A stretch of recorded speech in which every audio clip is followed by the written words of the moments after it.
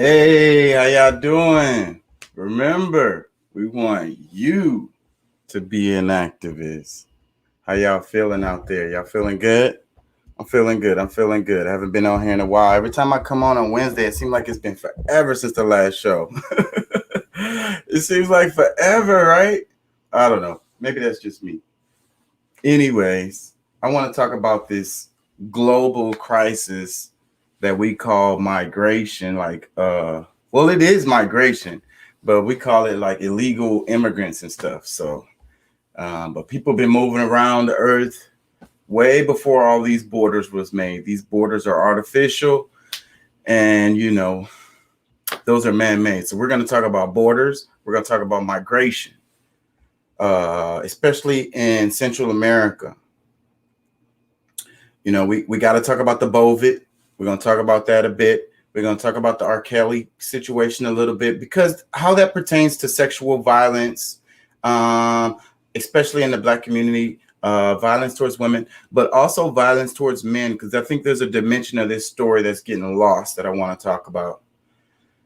We're going to talk about, we're going to ask Israelis, where do they think the border should be?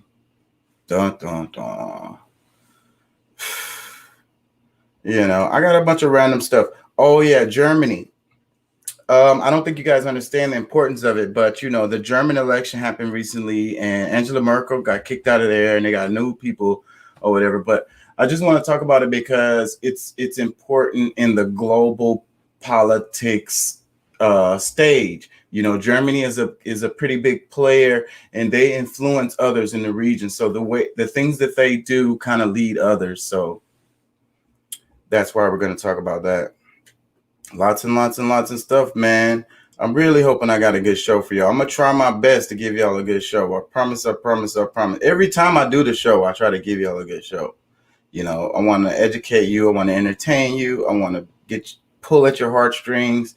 And I want to motivate you to go out there and make a difference, because the more stuff you know, the more you're able to do things out here in the world. They want to keep you super ignorant. That way you have less and less power. Your power is in your knowledge of being able to move around in the world, being able to do stuff, being able to connect with others, Anyways, we're going to keep it moving, y'all. 1 2 1 2. Which song would y'all like me to intro with while I get my shit together? Choose your destiny.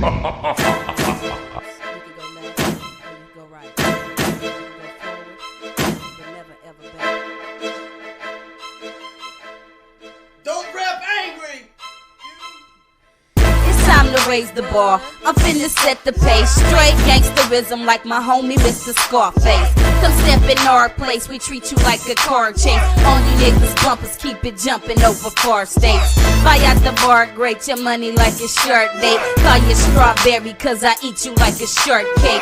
Your click is bird cake, the other half is shark bait. Swimming through my water, meet your slaughter on this dark day.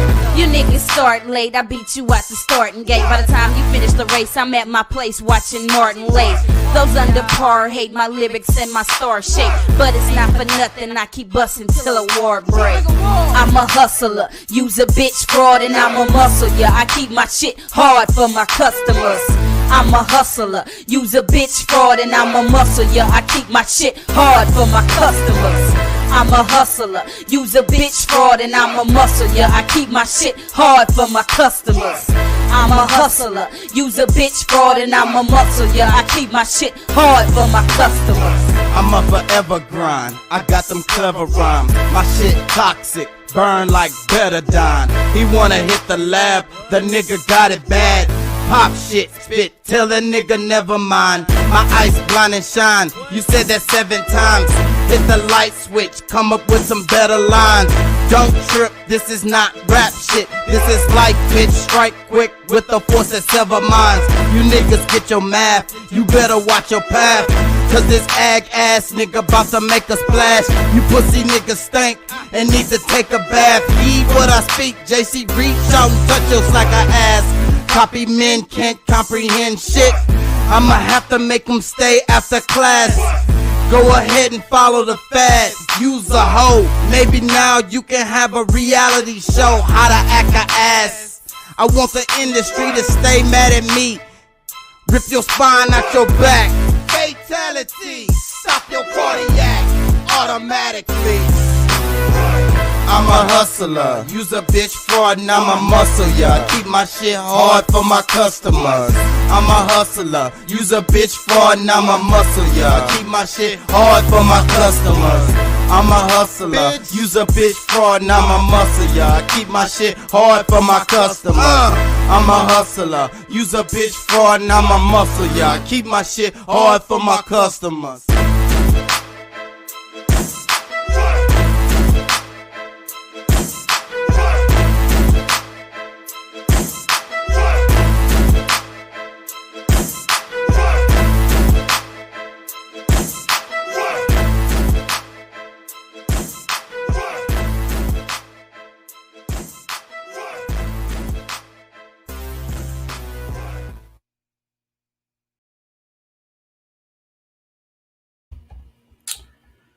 One more, y'all.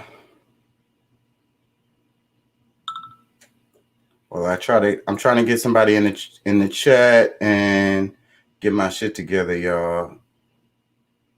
One more. Yeah, this is what it is. It's what it is.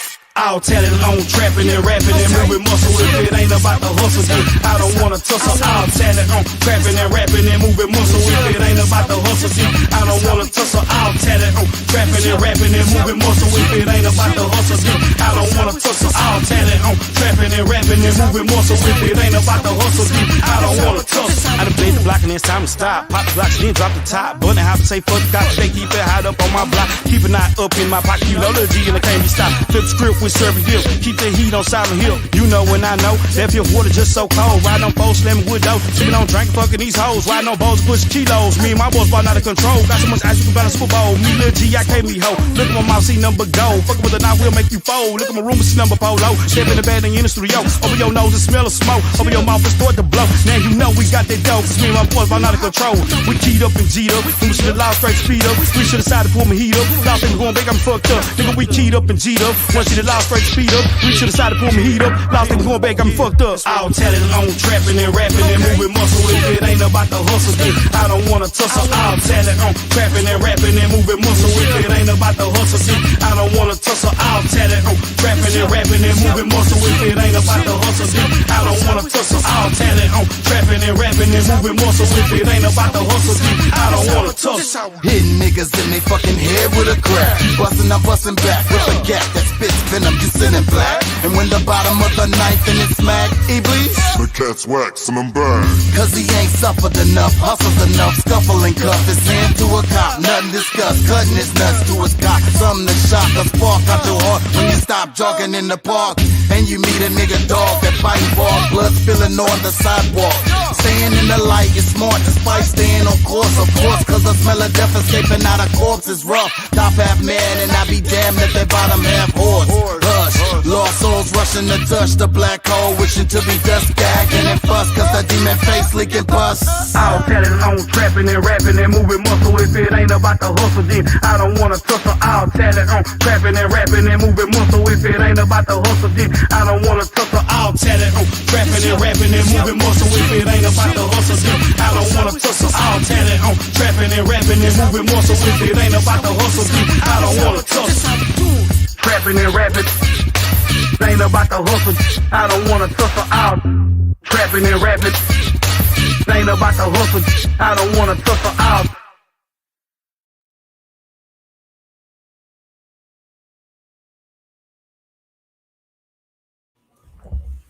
Yeah. Y'all know how it goes. Last minute uploads, last minute text messages. You know what I'm saying? Last minute equipment checks and shit like that. Shit's way harder than it look. I say that all the time. People don't respect work.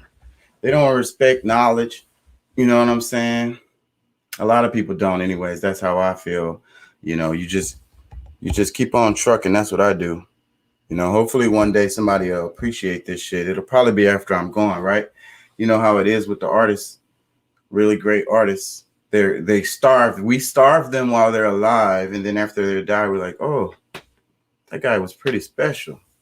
And now his stuff that he made while he was alive is worth a bunch of money, but he can't benefit from it. He's gone. He lived his life in fucking poverty, creating awesome ass fucking art for y'all to appreciate for centuries. Y'all didn't appreciate that shit while he was alive. Whew. I don't know. I don't want to get emotional at the beginning, y'all. Where did that come from? Anyways, like I say, we're trying to get some people in the chat. We're going to talk about, you know, one of the things, you know, the main topic of this one is the global migrations, right? Because that's in the title. So we're going to make sure we spend a good amount of time on that, because I tend to jump around and I have a good amount of stuff here. I probably got enough for 2 shows, and I'm doing a bunch of shit because I like to get ready for a Thursday show too, because I don't be having time, you know. So, but anyways, yeah, migrations. You know, before, look at these jellyfish in the background. Y'all think that looks pretty cool? I think it looks pretty cool. What do you think jellyfish think about borders or migration? You know, what would migration mean to them, the jellyfish? And if you created an artificial border, you know, for the jellyfish, how would they feel about, or, you know, how would they react to that? You know,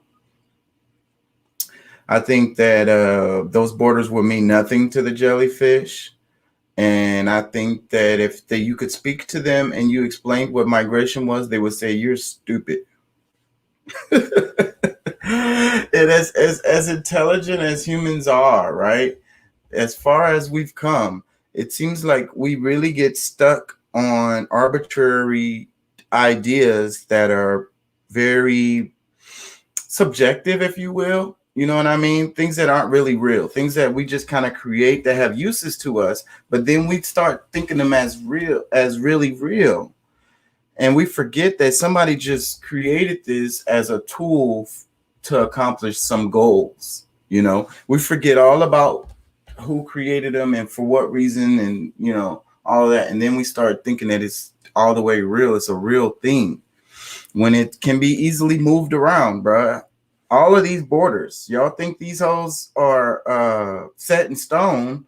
You know, historically, you know, borders change. It happens all the time, okay? So that's what you guys need to recognize. Also, migration, right? People, humans, right? We talk about the evolution of man. You know, I'm an anthropology student, and they always be talking about like the out of Africa theory or whatever, right?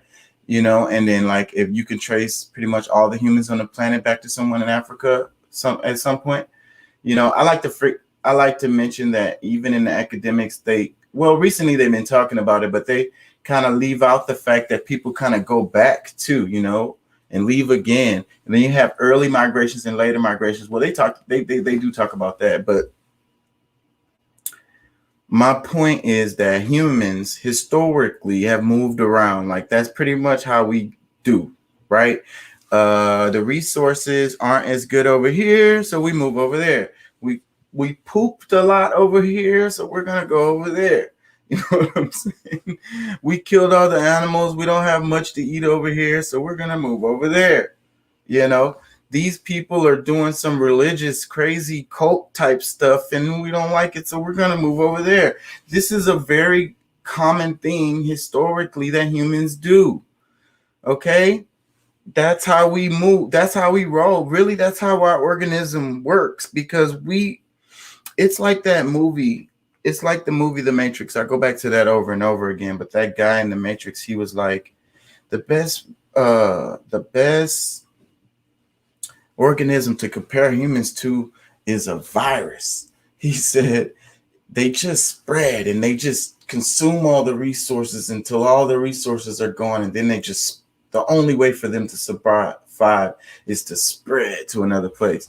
Now, I don't think it's as super cynical and nihilistic and horribly evil sounding as that. But at the same time, there's a whole bunch of truth to that.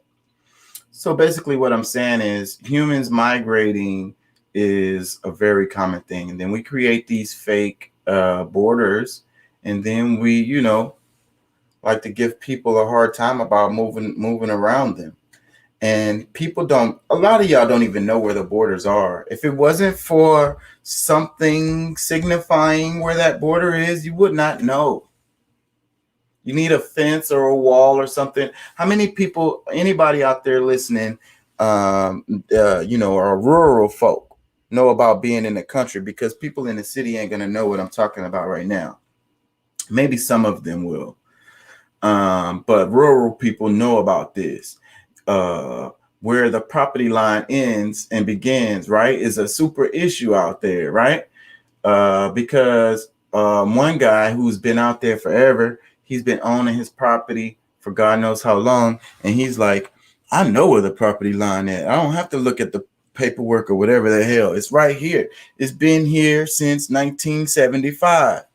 And then, that dude could be, he might actually turn out to be more accurate than the paperwork.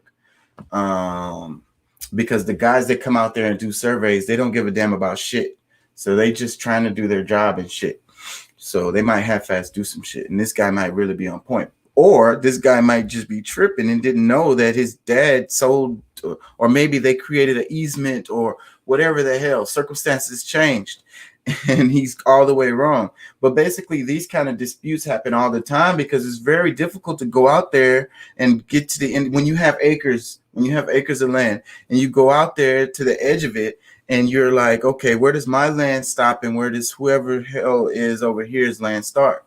So that's why a lot of them put up the fences. Again, that's what I say. You need the fucking signal, right? So they go check the paperwork and then they build a fence exactly right there. And this fence may not even be worth a shit. Like the cattle or whatever animals might just be able to, step right over it or something. It's really just a signal line to let everybody know where this property ends and that one starts. Because otherwise nobody will fucking know. You walk out there and you just see dirt. So, okay, this is my land, this is your land. But that problem brings up the reality of this situation and how I would say stupid it is, they didn't understand the Native Americans when they came over here because, how natural the land looked and the trees, and then their gardens look like weeds. And also they didn't destroy the trees and they did have roads, but they did them in a way that was not as, as they tried to not fuck with nature as much as they can, try to leave it as much as they can, or let it grow back and stuff like that. And when they came over here, they was like, like to buy land. The idea of buying and selling land to them didn't make any sense at all. They're like, how you going to buy the earth? How you going to buy a river? How you going to buy, who owns this tree? This tree's been here before you was born. You're going to say you own it? And then when you own land, how deep does it go into the ground? How high in the air does it go? Does it go to the center of the earth? Like, does the birds own the sky and do the are the rivers owned by fish? That's a Lupe Fiasco line, by the way. Fucking, it's ridiculous. The idea is totally ridiculous when you just think about it, okay? So what I'm saying is we have to face reality as far as, okay, there's a use for this idea of land ownership. There's a use for it or whatever. So it's a tool to do certain things. So, but that's what we have to see it as. We can't see this as like, oh, I own this land. Like my family has owned this land. Nobody owns this land. So people move around. So whoever has, the people who have been there the longest, I would say have the rights to the land. That's just the way humans have done it historically.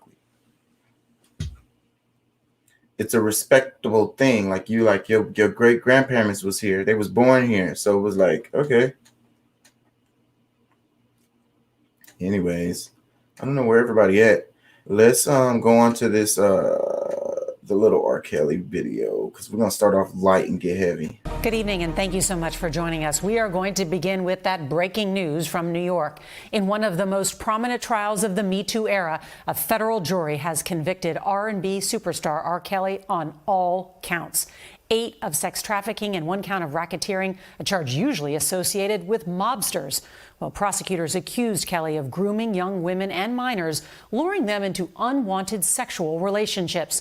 For decades, he denied any wrongdoing, and at first, his career continued to soar. His concerts sold out, and 12 of his albums went platinum. But a 2019 documentary focused new light on the allegations and gave voice to his accusers. Soon after, new state and federal charges followed. And now he's a convicted sex offender. CBS's Jerika Duncan has reported extensively on this case. She joins us now from federal court in Brooklyn. Good evening, Jerika. What a day. Yes, it has been a day, Nora. This is a historic case that was highly anticipated. You know, one investigator said that R. Kelly believed his fame would drown out the voices of his accusers. But a chorus of women took to the stand and described sexual abuse so graphic, we can't even go into detail on television. In the end, the jury believed the women. The verdict came swiftly for R&B singer R. Kelly after weeks of sexually explicit testimony. The 54-year-old was found guilty on all sexual abuse counts for racketeering and sex trafficking violations. It took the jury of 7 men and 5 women around 9 hours to reach a verdict. One spectator could be heard weeping as it was read. Acting U.S. Attorney Jacqueline Kasoulis. No matter how long it takes, the long arm of the law will catch up with you. I believe I can fly. I believe I can touch the sky. For decades, the 3-time Grammy winner topped the charts with mega hits. But allegations of sexual abuse kept mounting. Some of them seen here in this 2019 documentary, Surviving R. Kelly. Weeks after its release, he was arrested on charges of sexual abuse. He denied the accusations. I didn't do this stuff. This is not me. I'm fighting for my life. At one point, forcefully defending himself to CBS's Gayle King in an exclusive interview. Robert. 30 years of my career. The prosecution called 45 witnesses, including 11 accusers, 6 of whom testified they were underage when Kelly began having sexual encounters with them.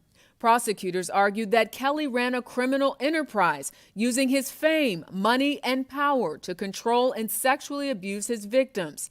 Victims like the late R&B singer Aaliyah, who was allegedly around 13 years old when it began. Lizette Martinez, known as Jane Doe No. 9, says she was underage when R. Kelly forced her to engage in sexual acts. If you could just describe for me how you're feeling after hearing the news. I'm feeling extremely happy, relieved. I'm so proud of the women who were able to speak their truth. Kelly did not take the stand, but jurors heard the testimonies of 5 defense witnesses.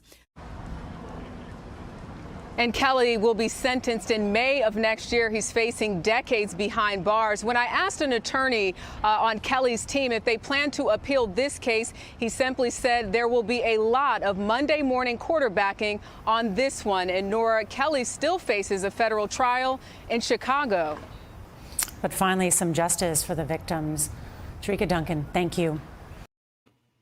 Hey. Yo. How you feel, bro? How's it going?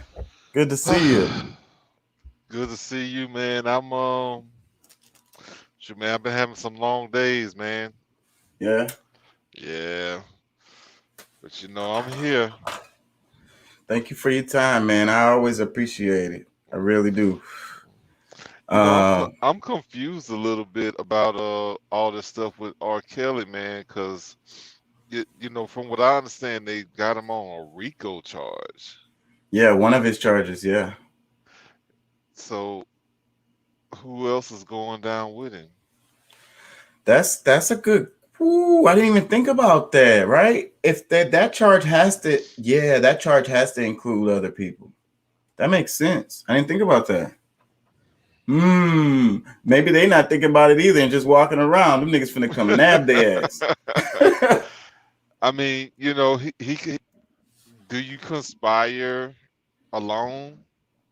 Like, I You, mean, you can't. You can't do that. It's a racketeering charge is like heading an organization that's, the criminal, racketeering. ongoing criminal organization. Yeah, Mm. that's And then, because one of his charges was was like sex trafficking, moving underage girls from state to state. So that's another one. So but you but sure but that but he and didn't do and that himself every time? It most likely he was ordering somebody to do that. yeah. So Go pick up old girl for me. yeah. I don't know. Maybe he Ubered them all, and then you can't charge the Uber for that. Yeah, that was if that was even an option for that time during that time. But I mean, honestly, you know, musical genius. But I'm like, what took so long for Right. all? I hate how they compare him with Bill Cosby because I feel like Bill Cosby just got caught up, and this R. Kelly just finally got caught. Well, There's a I don't, difference.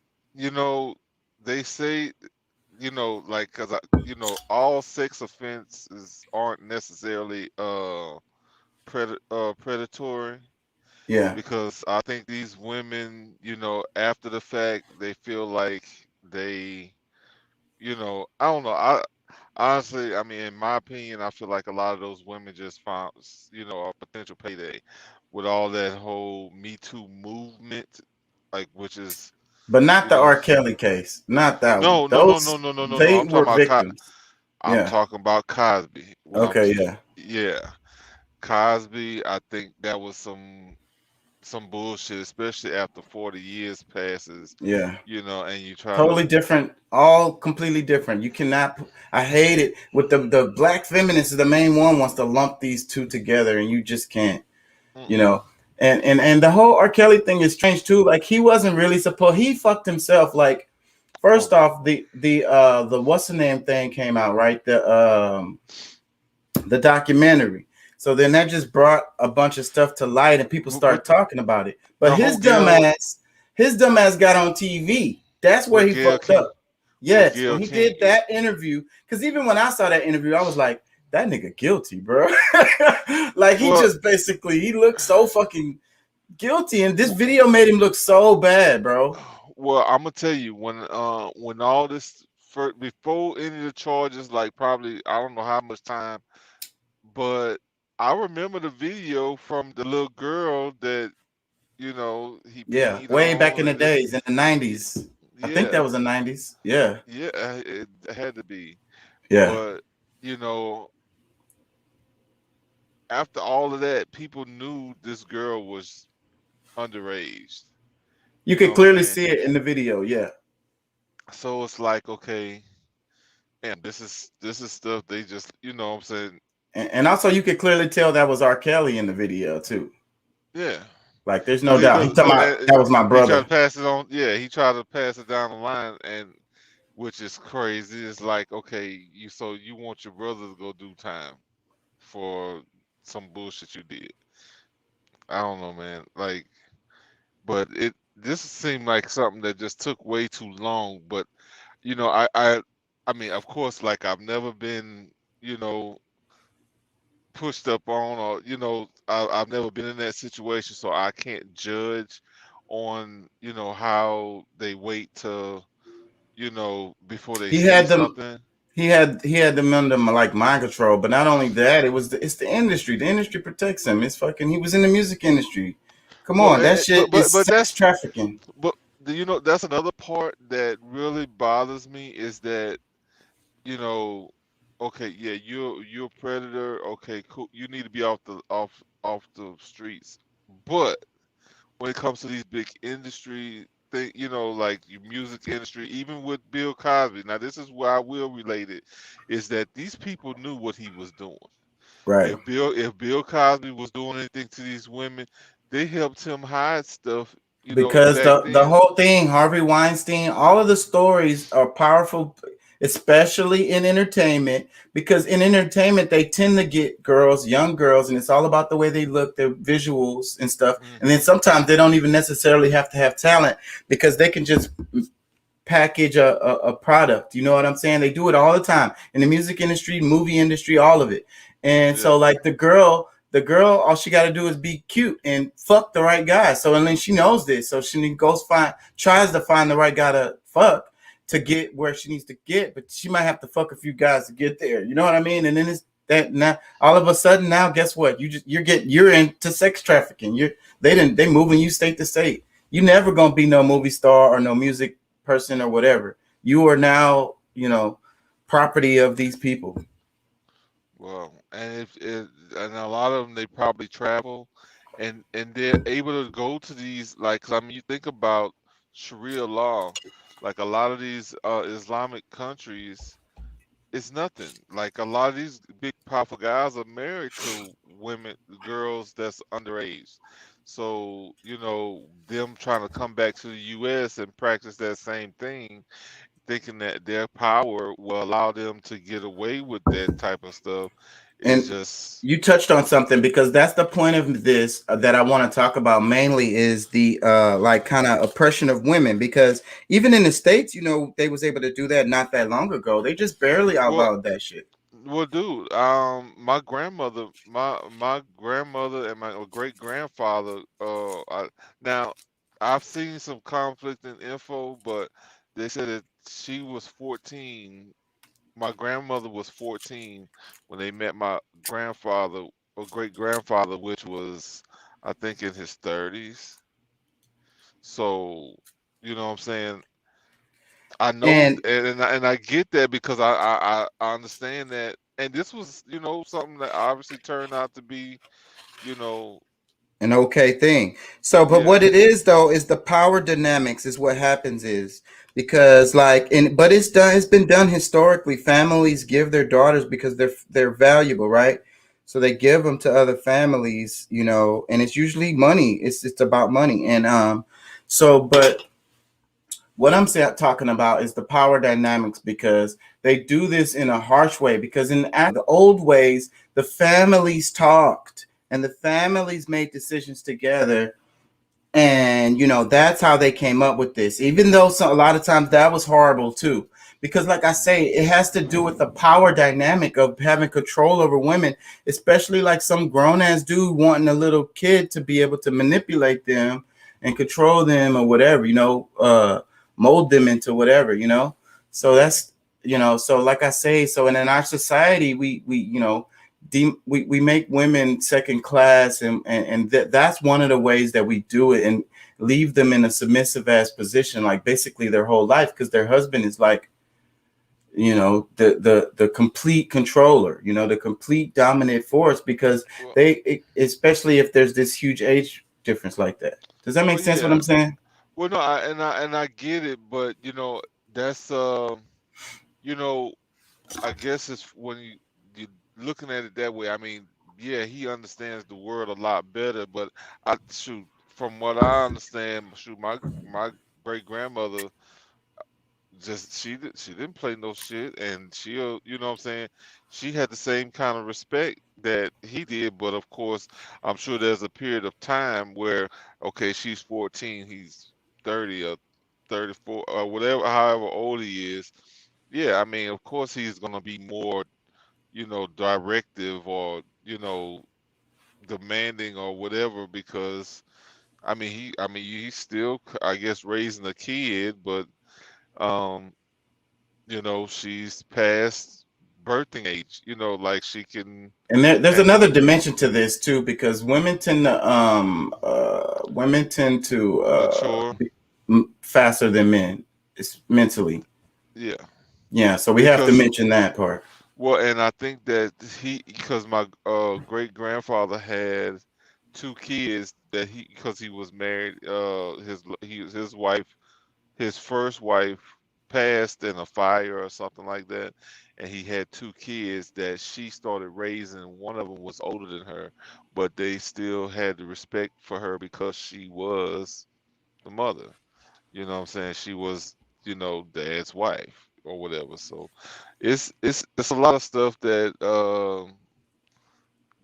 those dynamics or something. I mean, I haven't actually witnessed it in my lifetime, but just to kind of, you know, based on verbal history on how those type of things went was, I don't know. I'm still kind of don't know how to feel about it. You know what I'm saying? Right. I don't know, because in some cases it's probably okay, but in most cases it's probably not. In most cases, Well, because what in I'm this thinking day and is age, in this the day and age, the and girl then they're is not does she marrying. really want this guy? That's the issue. That's the real issue. Like, it was she forced into this situation? Is she a damn slave, basically? Well, um, I think like in a situation like with my great grandmother, yes, she did, because I mean they wanted to marry at an early age. That was one of the things, like a part of, them growing up, like during that time. But a Right. lot of these girls these days, you know, in a sense, probably wanted to be have, like, all right, this is R. Kelly we're talking about, you know, he, famous, I mean, of course, like if he would have loved, been like in the loving situation, because that's one of the things that I guess I would have to, some people mention Elvis and what's his name, the comedian, the not Dean Martin, but Jerry Lewis, like they had young wives, but I think what the thing was, they married them. They You know what I'm did. saying? And You and that know, and then that was very common also at that time. That was not really all that uncommon at yeah. that time. So I mean, that's one of the differences where you can't really put it in the same thing. And then he's a perpetual, what I'm saying? But Like R. he's Kelly is different. R. Kelly is like, what's that dude? The guy with the glasses. He made movies. He married this Asian chick oh, and her uh, daughter, and then he ended yeah, up later on he married her daughter. yes. That's R. I know. Kelly type shit right there. That's yeah. Now that was some weird shit, because he was married. He had a wife, divorced her. Like when the girl got old enough, he divorced his wife and then married his adopted daughter. Um, I forget. Yeah, he's an actor, writer. Like he was doing movies and stuff, but I can't think of his name right now. But I know It don't exactly who you're matter. talking about. We know what you're talking Yeah, about. yeah. But however, I didn't know how I feel about that either, because I mean, this is like stuff that like it's not common anymore. So it's just kind of like, we get filled with, media stuff all the time where, really some of the first things you hear about it is what tends to lead your And that ideas and your thoughts about it. and that's kind of where I'm going a bit, because on the R. Kelly thing, one part of the story that I think that people are missing now, R. Kelly is horrible. Like the stuff he did is horrible. But Yeah. what we're forgetting is that R. Kelly was a victim himself. He was sexually molested when he was a child. And then it's like that's how the cycle goes, right? They say hurt people hurt people. So like, Yeah. but it's probably a manifestation of that never really being dealt with. You know what I'm saying? Not really being dealt with. Not really, uh That's it that's major. festers. That's honestly a major thing, because I mean, um a lot of times people don't realize that they're manifesting things in their lives, whether they are trying to or not. There's certain elements of your life that you're seeing, you're experiencing because of the way your mindset is, your mind is set up. Because So it was acceptable. It's like this is normal. This is like, he people went take through. advantage of people. That's what people do. They did it to me, so hey. Well, and two, I think at one point, because over the years I've had different conversations about it. I think one of the other parts of that people really kind of thought about was that his his understanding level, he was still somewhat like trapped in a kid, like he's And, a grown man even with to this day, a and, kid's and mind. and like Michael Jackson. And there's a book, the Lolita. I read some of that book, and that's what the guy in that book. It was like that. He fell in love with this girl, like she was young, but he genuinely like loved her, and his mind was like that of a child. Like he it wasn't a situ. Well, of course, I mean, at the end of the day, he's taking advantage of her because he's has more power. But in his mind, he didn't have no ill will towards her or whatever. You know what I'm saying? He really loved her, and he really like, what I'm saying, he had that. His way of thinking was more like her way of thinking, kind of like, what I'm saying, like they were on a similar wavelength of mentality or whatever. That like what Yeah, you're saying. yeah, that's a tough one to argue. I couldn't read that whole Um, book because it was a. I'm trying to. I got these. That's cool. Yeah, man. I couldn't read that whole book. It's kind of graphic and like. I think that I think people read it for different reasons. I think that's a lot of thing with a lot of things. Like when I be talking about the news and how in my class we talked about how when a person die, like a black dude get killed by the police, and then they play the damn video over and over and over and over and over on TV and don't even fucking blur out the dude's face or nothing.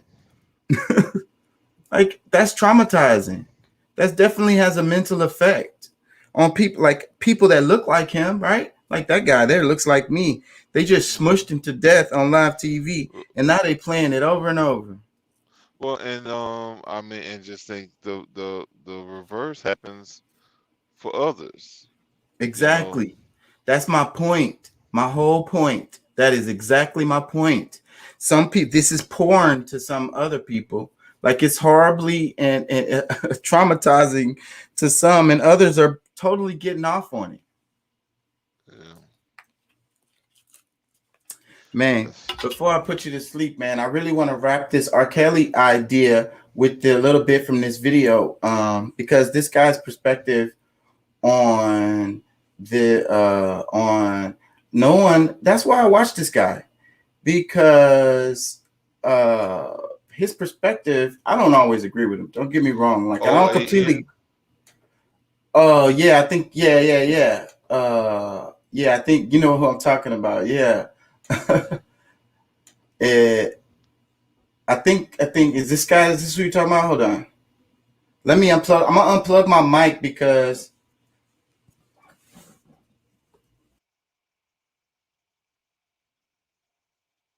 formed black masculinity in America. It's funny. My students get into shock about this, but I always tell them that, like, I think I was about 12, and when I worried that I might be a rapist. Now, mind you, at 12, I had not ever kissed a girl, but being a sexual assailant isn't always up to you. A lot of black men have actually like.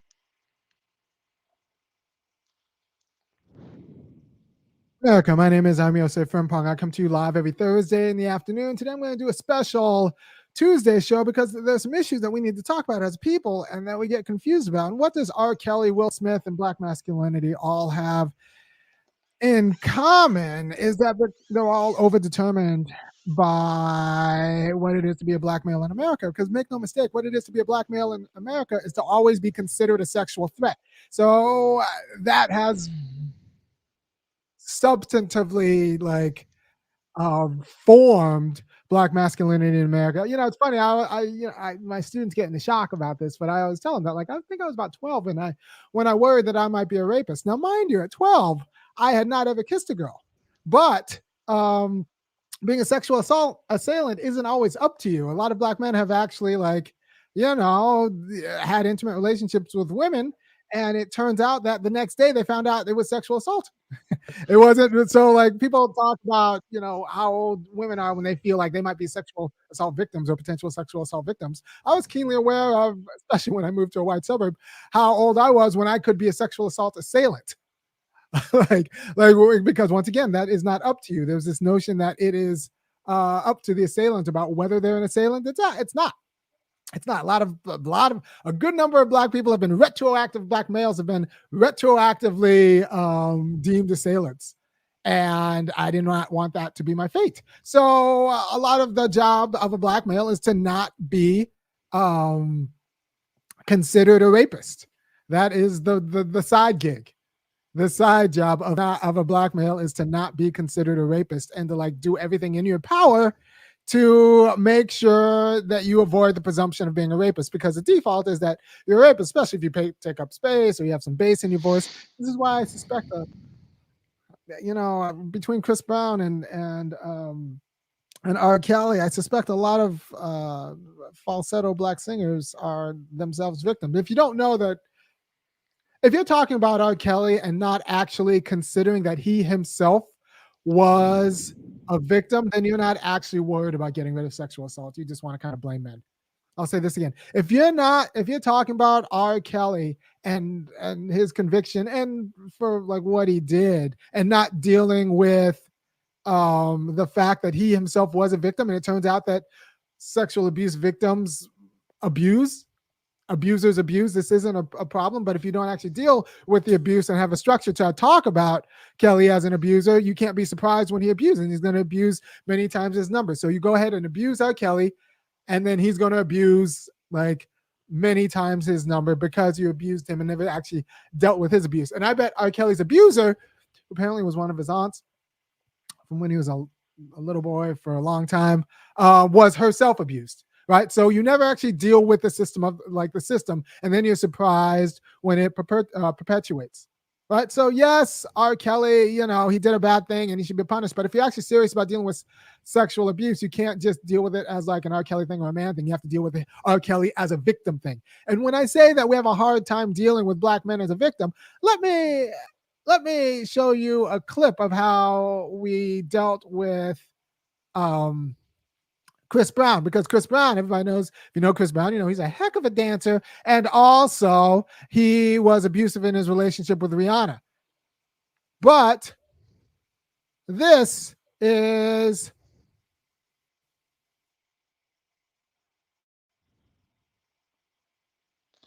He was kind of all over the place. Can you hear me? Yeah, I can hear you. Yeah. But right before I ended is the main point that I wanted people to get was, the idea of him being abused, by his aunt. And then basically he went on to explain how the black community especially can't accept the black man as a victim, especially as a sexual assault victim. You know what I'm saying? No, because they're too busy trying to place us in the predator section. That's the part that they want to focus on. And, I don't think that, we can just totally just forget the predator side, but I think that also you need to consider, what led, what could have potentially led to that. Because, if he's a victim too, then, they need to set up something and take care of the person who victimized them as well. So it's kind of I don't know, man. That's a interesting. I don't know. It kind of, and I guess I'm still kind of thinking about how he's saying that. He said at 14. I guess I'm looking at his personal thoughts or what he expressed on there is him being at 14, saying that he could have been a rapist or that he had those type of thoughts or whatever. But he's not saying that he could have been a rapist. He's saying that the girls could call him a rapist without him doing anything.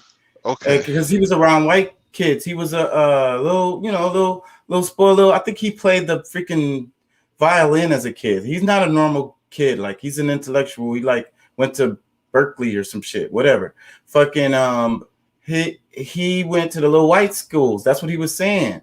And he was saying the little white girls could just accuse him of sexual assault, and he knew that everybody would believe it, even at a young age. He already felt that pressure, you know, to avoid the situation by making sure that nothing could possibly be misconstrued as that.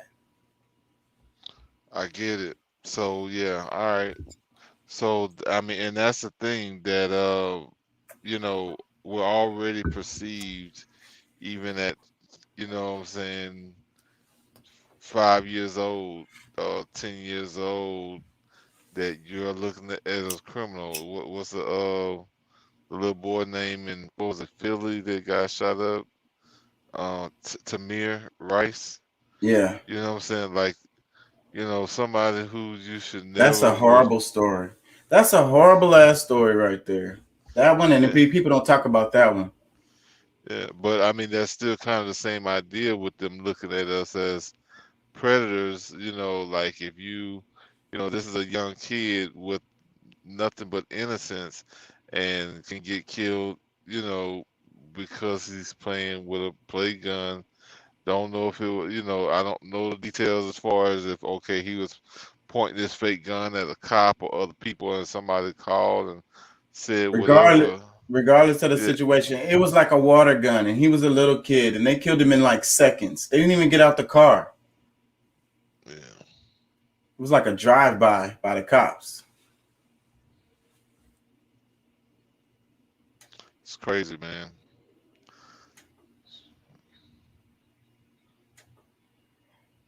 Hop in, Curtis. Yeah, that shit crazy, man. Yeah, I want to move on from the R. Kelly topic. I didn't want to spend too much time on that. We already spent 50 minutes on it. I really wanted to talk about migration and politics, like global politics and shit. And China, you know, we could talk about it a bit because like you sent me the video about oh yeah, and the Amaru stuff, bro. I'm studying that shit, bro. I'm not even that shit is like a class to me. I'm like, you know, I got classes, so I'm doing my classes and I'm doing a whole nother class because of this dude. That stuff, man. I'm so glad you sent that to me because I had never, you know, I mean, I had a lot of stuff he touches on I've heard before, but some of the more, you know, he has these firsthand sources. That's fucking shit. That's like a lot of, maybe people don't have access to this stuff. Maybe that's why I haven't heard it, you know? No, I mean it's there, it's available, but I think a lot of people, you know, until, you know what I'm saying, until people share, you know, like, I mean, that's the best way for, you know, I think during this day and age for people to really get a hold of stuff. But I mean, I'm proud that you even, you know, you got interested in it because, you know, you're not the only person I ever sent stuff like that to, where Well, it's that's what I like, study.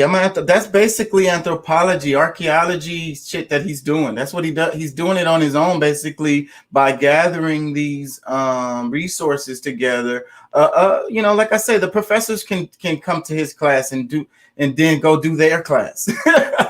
I'm telling you. For me, this is like still like a part of, you know, a journey of know thyself, because I mean, you know, I may not have a, you know, direct link that I know of, like, you know, straight through family, you know, whatever. But, you know, I think a lot of people still are stuck on the old paradigm. Like, a lot of people don't realize that, you know, the out of Africa theory is BS, and And that, what and but the thing is, so the people be updating, even the scientists, they continue to update their theories and change yeah, it and and admit to certain truths because they're really slow. Like I say, they're behind anyways. They're probably like 2,000 years behind, you know, on knowledge that people already know. So, but they're still on their way. But like I say, the problem is with the people, right? The people get stuck in whatever little idea that these people then came out with, and the people that probably came out and said, that's not really true or whatever. But they whisper it, and then the people don't hear that, and then they're still stuck on this shit that these people came out with 50 or 100 years ago. That even the people who came out with it are saying that's not really, retraction. We got to retract that. Yeah. And we still stuck on it. But yeah, man. I mean, I'm fascinated with history, um, and especially American history. Like Me that was too. one of, like I used to ask myself. I was like, why don't they ever talk about? They talk about They don't, and they don't. ancient So Egypt I got books. I started reading on my own, and that's how I know a lot of stuff. Red Cloud, the Lakota. You know what I'm saying? I mean, I could talk about a lot of that stuff, and I really believe because he was talking about the Florida, and that's what's crazy because people don't realize Florida was way bigger. Yeah, and those were definitely black people. Those were definitely darker skinned Indians, and everybody knows this, even in my classes. But anyways, wait. I don't want to talk about this. All right, I didn't. go. Yeah, because we're gonna get off track. I get into it. Yeah, we're gonna get into it, and they ain't gonna even know what we're talking about. So, but I wanted to, move on to China, and so you sent me the video about how a lot of people don't really realize that how close we are to a possible World War III, like literally as far at least a war with China. So that's kind of the direction I want to go in, because I got stuff about how basically the reasons why United States got problems with China. And what it is that China is superior to the United States in a lot of ways. And they're also trying to set the example for other like developed nations, right? And they also be trying to take people under their wing. They're on that shit. That kind of, you could call it colonization still, or empire building. But at the same time, the way they go at what they're doing is way more successful than the way the United States goes at and trying to force everybody to do things in a militarily type of way. I mean, and it works sometimes, but sometimes it don't. China got different strategy. You know what I'm saying? They going in with open arms. You know what I'm saying? And I don't know how wide open those arms are, because I mean, all of that stuff comes with a. I'm not saying it's good. Yeah, it comes with the price tag and with the little stipulation and with the fine print and everything. Yeah. Oh yeah, for sure. They about their business. And it's dangerous that there's one group. I'm not gonna point the finger, but most people can figure that out on their own. One group is heavily dependent on loans and trying to they get money from them, and then of course there's others just like do we shouldn't really be dependent on this these people, because I mean I think that at some point we're gonna realize, we'll see that based on the way that China's moving, that they'll be the number one. Like they'll supersede America if they haven't already. I mean, because the GDP, that's one way to look at it. But when you're really looking at all of the All presidents the different their factors. presence all over the world, yeah, they're actually, I would say, is ahead of us. So, And I would say too, I would completely agree with that. And then the world is going to slowly become aware of that. But also, China is not playing. They planning on being the big dog for a long time to come. You know what I'm saying? So you see, they're the. I mean, pretty much every government has, a 20-year plan, 100-year plan, 500-year plan, 1,000-year plan, and this is something that China has had for a while. Right. They've been acting on for a long time. Right. And they're actually in the position to where they can actually, it's no more of a neck and neck game. This is like now they've pulled away. They've pulled away in a lot of sectors. Tech especially. I wanted to play the highway. I don't think I put the highway The one you know about the chick who they arrested in Canada. She was a CFO of Huawei. And it was basically during the time when Trump was president. It was totally a political move, but they let her go. She's home now. And I wanted to play the video of her coming home and seeing how they received her, because that was touching to me. And you know, I also want to add before you play the video is that No, I'm not gonna play that. I don't have that. Go ahead. Oh, okay. 'Cause I would say when we looking at tech is also, you know, it ranges from every facet of our lives, and even military, because like the military, the tech in their military is so, you know, because I don't know what new stuff that the U.S. might have, but China is not playing. Like China, did you see where they built, you know, fake islands to be able to store?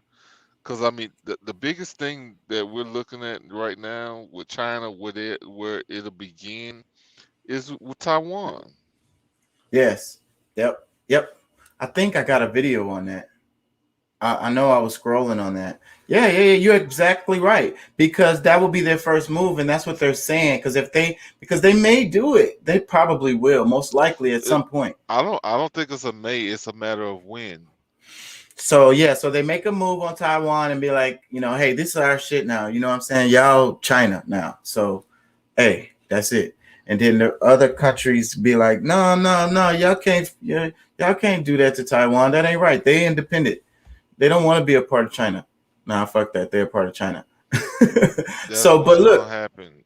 But look. So that's the thing with the thing about Australia and the UK, right? Because it's like the United States are trying to build, you know, a coalition for the region to be able to try to have someone closer over there to maybe be able to protect Taiwan, because that's going to be, like you said, if fighting happens, it'll likely start there.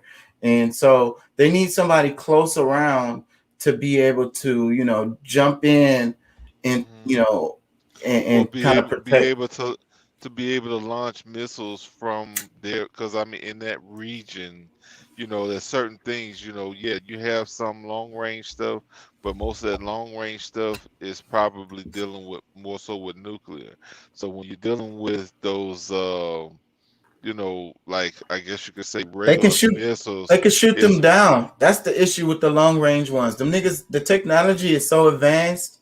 I mean, they do have stealth technology, but the long range ones, nigga, the whole damn, it be people in other countries knowing that shit, where it's at and everything. They could probably share the information send it right over there to China. It's exactly right there. So then they can shoot it down. Super easy. That's why they need to be closer, because the closer they are, then it's quicker. They have a whole lot less time to react. You know, it's there already. Boop. Yeah, I mean, I think there's some technology, because I mean, you know, we a lot of the stuff that we really understand, you know, based like the sonar and this, that. I mean, a lot of it, yeah, it can be detected, but shoot, man, they had stealth stuff in the 80s that you couldn't, all right, you could detect it, or well, I guess it wasn't supposed to be detectable, but it got to the point where it was detectable. And, you know, like, yeah, some people can probably, you know, based on their technology, that could, but after a certain period of time, you know, if you're warring somebody who's been preparing to go into this kind of war for the last 50 years and been stockpiling and preparing for this very thing, they're probably over prepared You know, for. they overdo everything. And then it's like, that's my point. So they're beating us. So that's perfect segue, because the point is that they're beating us all over the place with technology, oh yeah, I wanted to talk about how being more green and shit. Because in the news, they're talking about the power cuts and these power stations shutting down in China, whatever. blackouts or whatever. But what they're doing is they're getting their energy output. They're getting more control of like that. Because see, they want to be also ahead of the other major nations in that, because that's one of the few things that like America can point at China and say, y'all niggas pollute in the world. Like y'all have a bunch of people and y'all polluting a whole bunch of shit, and it's basically y'all fault for climate change. Y'all's fault more than a lot of other people, other nations. But again, China wants to win in everywhere. So they even are trying to be better than everybody else in that, and they are getting there. And part of it is this thing that's happening, but the news is spinning it, making it look like, oh, China don't know what they're doing and their companies are shutting down and the lights are turning off or whatever. Nigga, no, this is all a part of the plan. They don't do shit for, by accident. They don't play, bro. They shut down the boy bands. Did you see that shit? No more boy bands in China. Yeah. It's a wrap. It's a wrap. They don't fuck with that shit no more. We off that, basically. It's a lot of shit that they're doing right now, but it's about like improving. Basically, they offer that Western shit. They trying to be on their own shit, but they also just want to be like the model for the rest of the world. That's really what they want to be. They want to be, the example for everybody else, to be like, this is the better way to do it. Well, my thing is, because this is something that I think has already, it's been playing, and some people, some people are playing right into it because that's their part of the plan. They're supposed to do a lot of these things, joining forces with China. So, because I mean, how long have we been talking about the whole New World Order, one world government, all these different things? Damn, imagine if it's China. Imagine if it's like it's not the UN. It's No, basically China, and that's the New World Order, and they just well, fucking make rules that go all around the world, and then everybody just do it. no. I I could mean, see that in the future. I think that based on the UN plans, that because of the China government working so, as it has been, yeah, they're gonna be the lead of it. But I mean, because it's, the UN is just a bunch of a bunch of different nations that come together and you know make their plans and try to do set up whatever they feel needs to be set up for the world. But yeah, I think that it's probably gonna we're gonna be living like China at some point. And that's what I'm saying. That's exactly my point. I They got they a already few they're videos on already that in shit. they're already moving into I mean, honestly, like from different things I've heard over the years, I don't have the proof for it, but they said that China owns California already. I heard somebody else say that. I So wouldn't be and surprised. they're in You'd have to follow the money. Central America, probably South, South America, because what was it? What they bought the ports where? Was it? I don't. Was it Puerto Rico or one of the islands or one of the countries in Central or South? Like they pretty much bought up the ports. So that if they're there, like setting up some kind of military presence right there, and being able to deal with America from that point, like shoot, we could be in some big trouble when it comes down to the military. And then because I mean, Biden is not gonna be tough on China that way.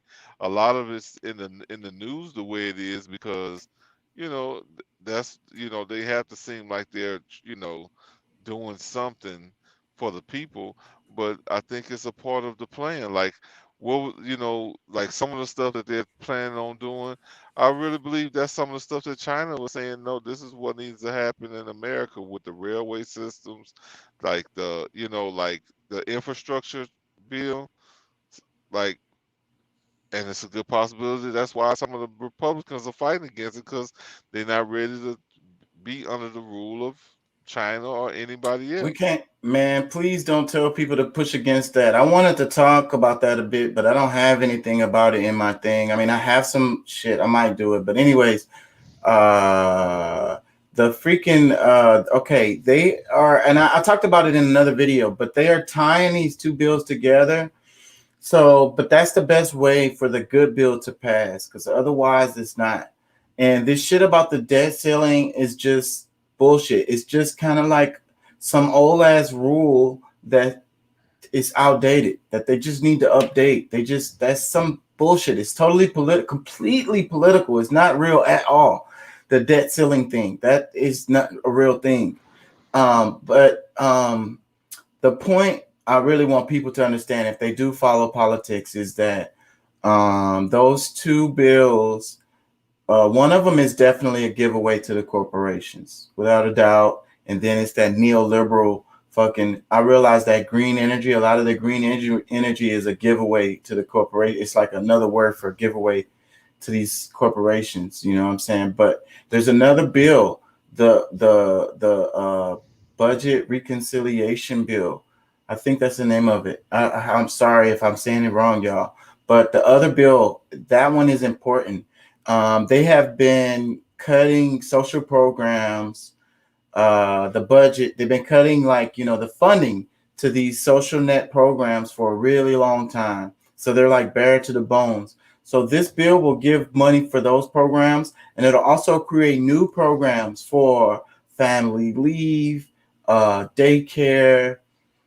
This is a big deal. It'll actually help people, at least for a few years, because who knows what the fuck's gonna happen? Because it's not even this one is not like a law like type of deal where it's gonna go into effect indefinitely. This is like, it has a time frame, I think, of like a couple of years or whatever, and then they're gonna have to look at it again. But at the same time, it's gonna help people, really help people. So it's okay, man. That giveaway to the corporations, fuck it, let them have it. They keep getting this shit anyways. They're gonna get it anyways. They're the ones that's got the power and the lobbying. So make them happy. Let them get their fat ass check, and then let the people get something too, brother. That's how I look at it. We're paying our taxes anyway out the ass,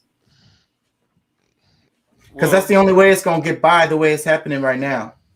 Well, yeah, I mean, I don't think it's. I mean, the people are not voting on any of that, so it's. I mean, regardless, I mean, I think that Well, that's maybe true. they could People need to be aware, that because kind of they could put pressure on their congressmen, and they need to be aware any fucking ways. These people need to be yeah, aware, that's because this why I like shit talking affects about. their life. It really Yeah, that's what. affects your life directly. Yeah, This shit is gonna affect exactly. your taxes next year, bro. This is a real deal.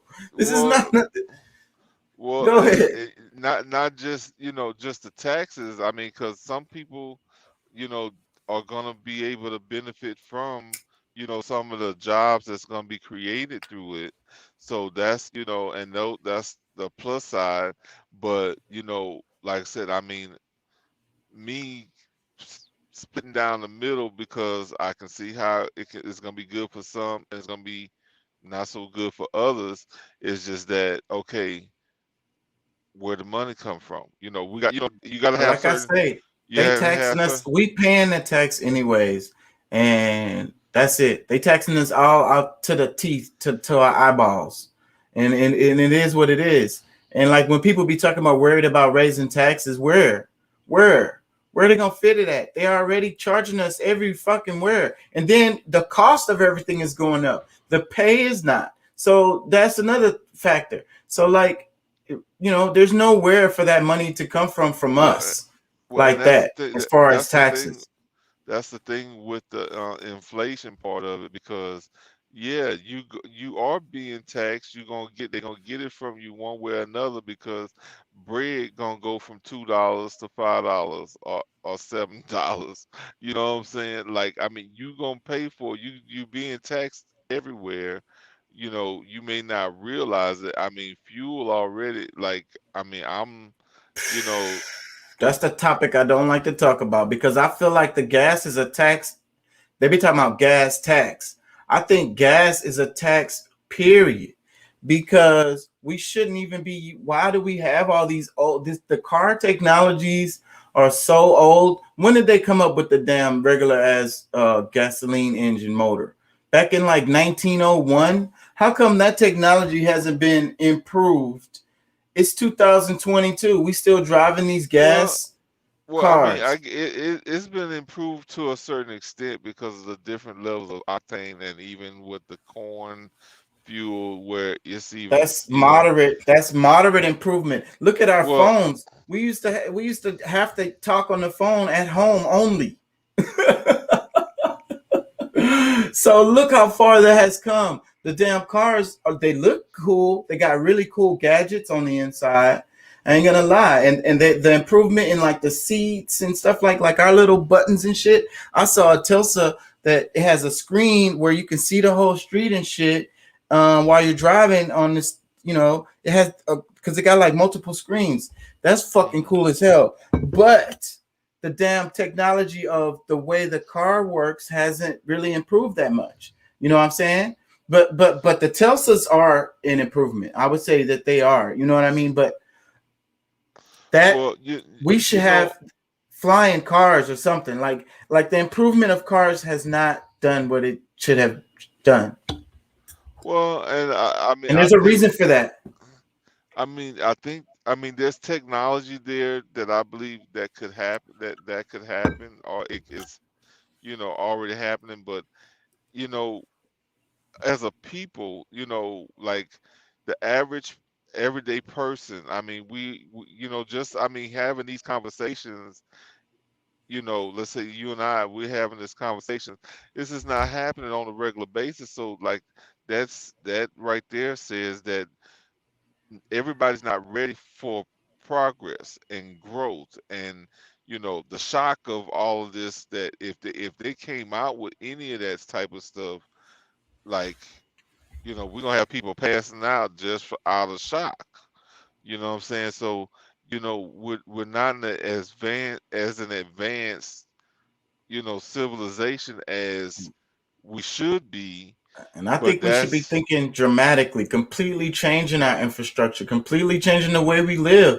Why the hell we in traffic all the time? Any fucking ways? First off, that's damn. That's we spending money every time. Like remember during the lockdown, a lot of people got to go work from home, and so you realize how much the economy relies on us going back and forth to work, paying for gas, getting into wrecks, going to the gas station, buying some gum or well, I the don't know, a pack of insurance. cigarettes, some I mean, shit you because you wouldn't got to have think about the, done, the insurance industry. insurance, Yeah, all of that fucking shit. The stickers, license titles, tags. You wouldn't have to but deal with none of that shit if your job you didn't have to drive back and forth to work. well, I mean, even still, Musk with the electric cars now, that's something that, I think if they put some more infrastructure in to where, you know, okay, the emissions can go down, the fuel consumption can go down, you can still stay within a certain range of, not really having to jump from, you know, ground, moving around on the ground to just flying somewhere. That right there, I think, was a great And leap that's what I'm for. saying. My whole point is that they've been bleeding us. They've been bleeding us related to the car because when they came out with the car, they created all these industries related to it. That's the reason why we ended up with the drive-through, the fast food restaurants, all of that Mhm. shit. The oil industry, the gas, the way that they produce energy is, you know, because we still got a heavy reliance on that particular way of you consuming energy. You know what I'm Mhm. saying? Like, and they got us dependent on it, addicted to it, and dependent on it, and then they didn't let other industries evolve to compete with it because it was so powerful, so dominant, still to this day, that it can stomp out.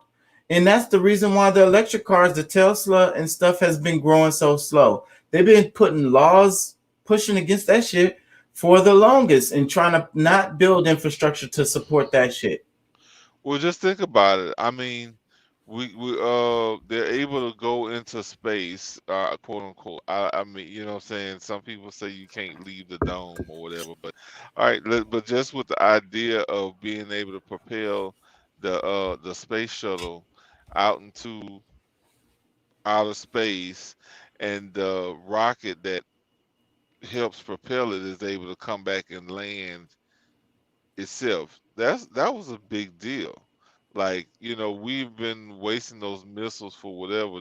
They'll try to reuse them as much as they could after they drop down into the ocean, or down into the Gulf.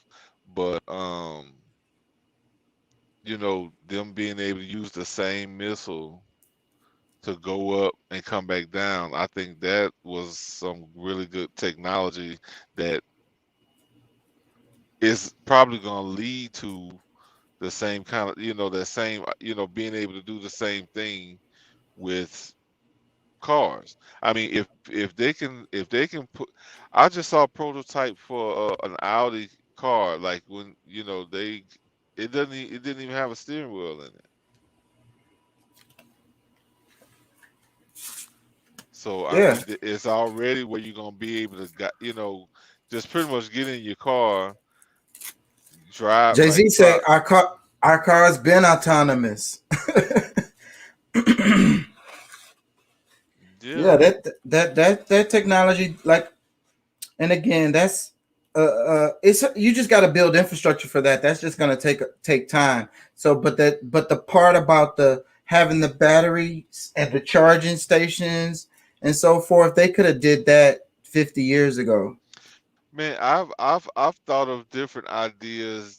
Of course, me not having the an infrastructure of my own to really be able to practice it or try to see, but I mean, I was like, this was when I was young, way younger, that you remember when they used to have the bumper cars and they had the little electric connection and this and the other.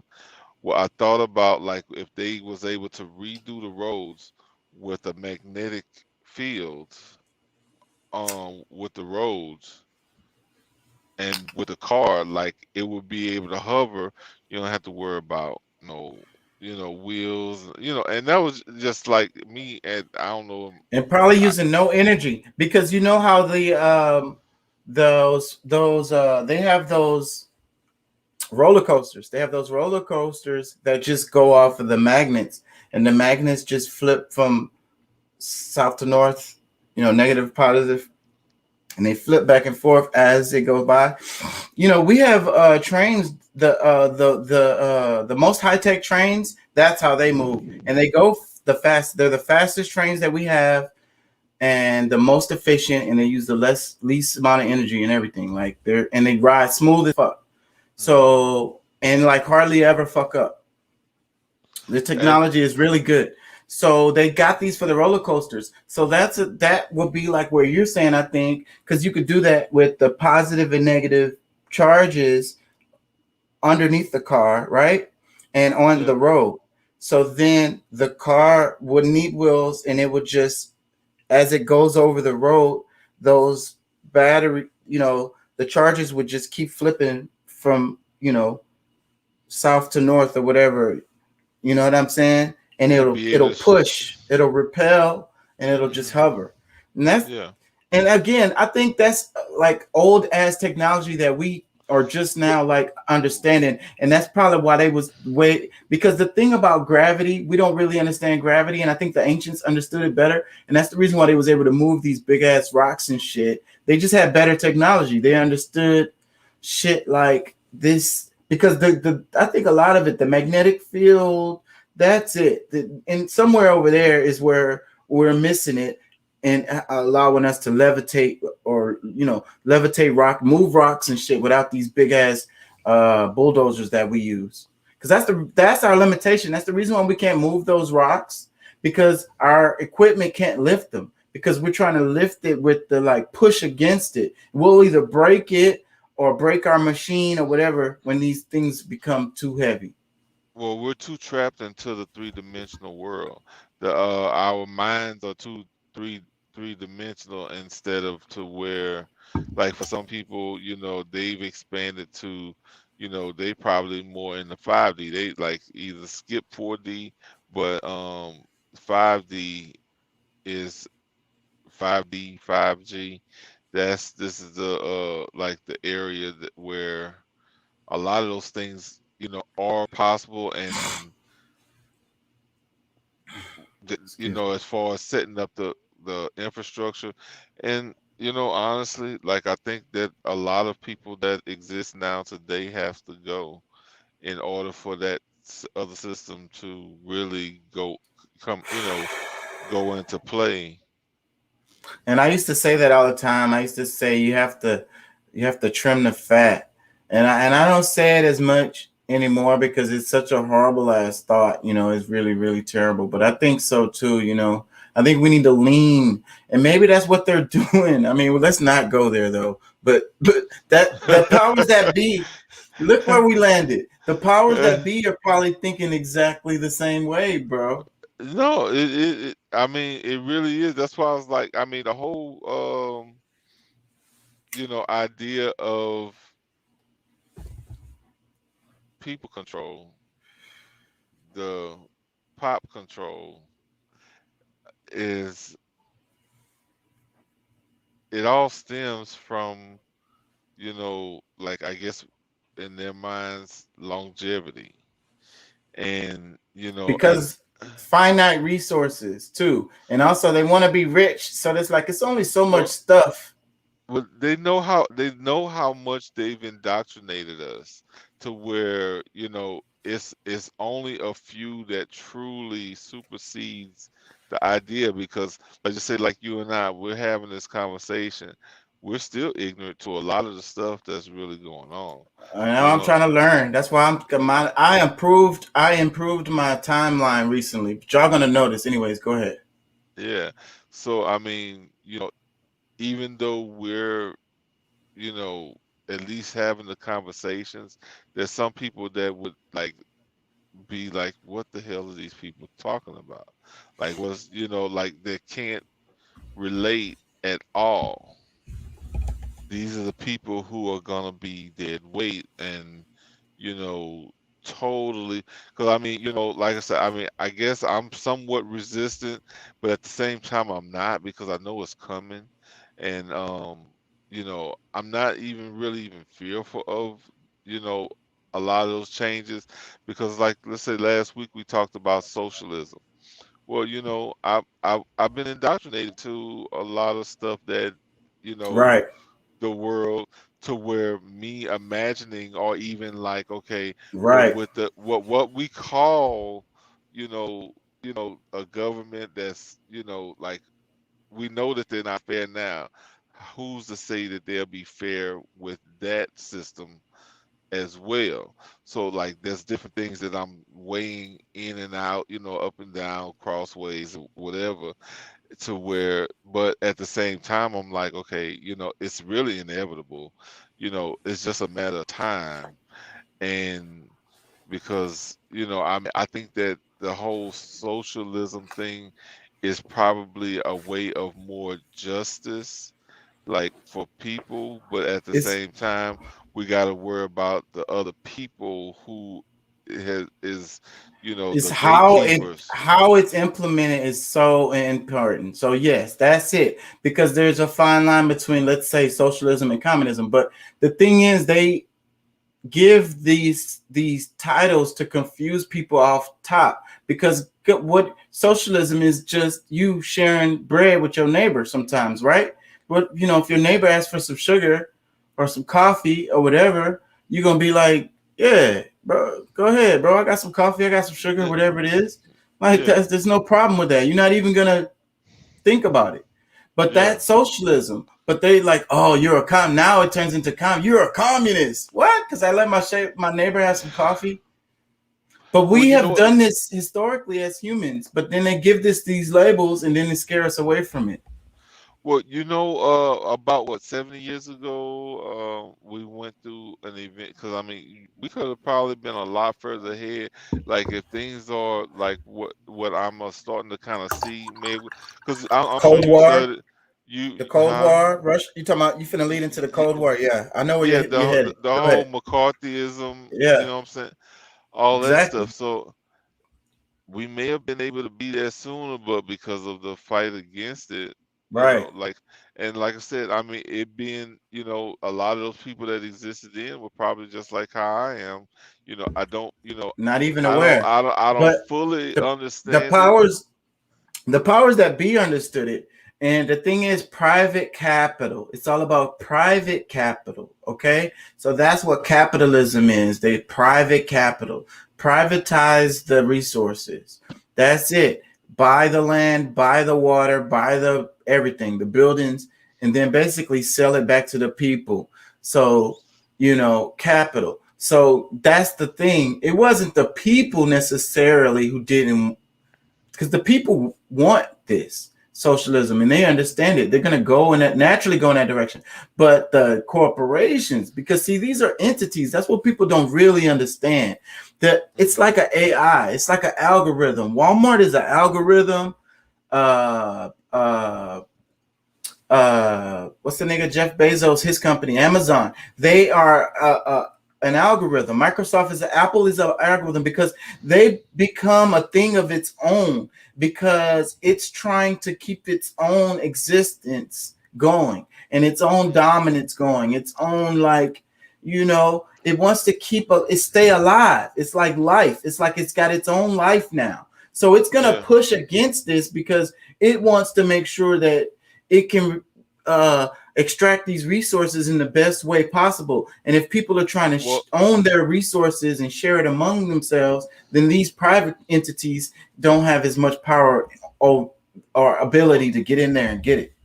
well, when you say that use them to the best way possible, that's going to be relative based on who we're talking to because I think it was like it. We got to also understand that okay, we were going through the just kind of like the first stages or of what it was the industrial revolution, the people who had become empowered by that movement, they had control of the resources because even when if you think about even when what's his name, Gore and between that Gore and Bush era, like they were already trying to push for that green life, green, like some people had investments that would lean more toward, the green idea. And of course, a lot of the people who were already empowered by the oil industry and coal and all these different other things, Exactly. because they still had the power, they were able to overrule Exactly. and push off from a lot of those things happen Exactly. that could have been more beneficial to us sooner Right. Right. than. So I mean, They there's a just want lot to of. cash in as much as they can, and because they know already, people divest the what is it? Divest from fossil fuels or whatever. That's like a hashtag, bro, and it's a real thing, and so it's embarrassing because people now they know how to look at the companies and see like where their money is going or where their donations are going or where their money is coming from and all of this. And so people will pull it up and then they'll post it on social media and say, hey, such and such company is still, subsidizing oil or whatever, however you want to look at that or whatever. So, and then people look at it and be like, oh, well, then I ain't going to shop there or whatever, because that can literally put a company out of business just because of the way people think about it now. You know what I'm saying? Because the whole climate crisis, the climate conscious or whatever, it's so heavy on the news, especially with the kids. They're the ones that will be into it anyways. They're the ones that's going to be all on the internet and sharing this shit on TikTok. And it's going to be a million of them posting some shit about your shit, and your company might just really fucking crash behind that shit. Like literally. Even a big company. Yeah. They know this. They know the power of the people. They know this. Well, my thing is, I mean, even throughout all this business stuff, because I was listening to Kevin Samuels the other day, maybe 2 days or so ago. Like, we don't have an industry that we dominate, and throughout all of the different stuff that we're discussing, how do we see ourselves in the future with, just as prosperable, as everybody else. So, of course he had certain ideas that he believed in, but I guess just as a pure conversation between us two, how do we, how are we gonna see ourselves in the next, in the future period, like going into the next couple decades or even centuries Most in niggas ain't even in this. thinking like that. They thinking about the weekend, what they gonna do at the club, what outfit they gonna wear, how much they renting a section right now. Yeah, because honestly, trucking is a really good thing that, not everybody, you don't have to be a rocket scientist, what I'm saying, to be able to get into it, and there's plenty of money in it.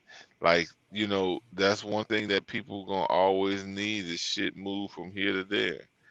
No Yeah. matter no matter what level Yeah, I think so you are. too. And they're saying that the automation is gonna have. They already got trucks coming rolling out that, but at the same time, you're still gonna need these guys, a lot of them, and then some stuff is probably gonna still be moved the old way. We always do that. We always hold on to some people are gonna want a person to move their stuff. Like they're gonna say, I don't want it to be a robot delivering my shit. I want a fucking person because I Yeah, want to make sure my shit. I'm one of those. I'm one of Yeah, those, and but at the same time, I mean, even if they do come with the automated, it still has to be somebody that's gonna,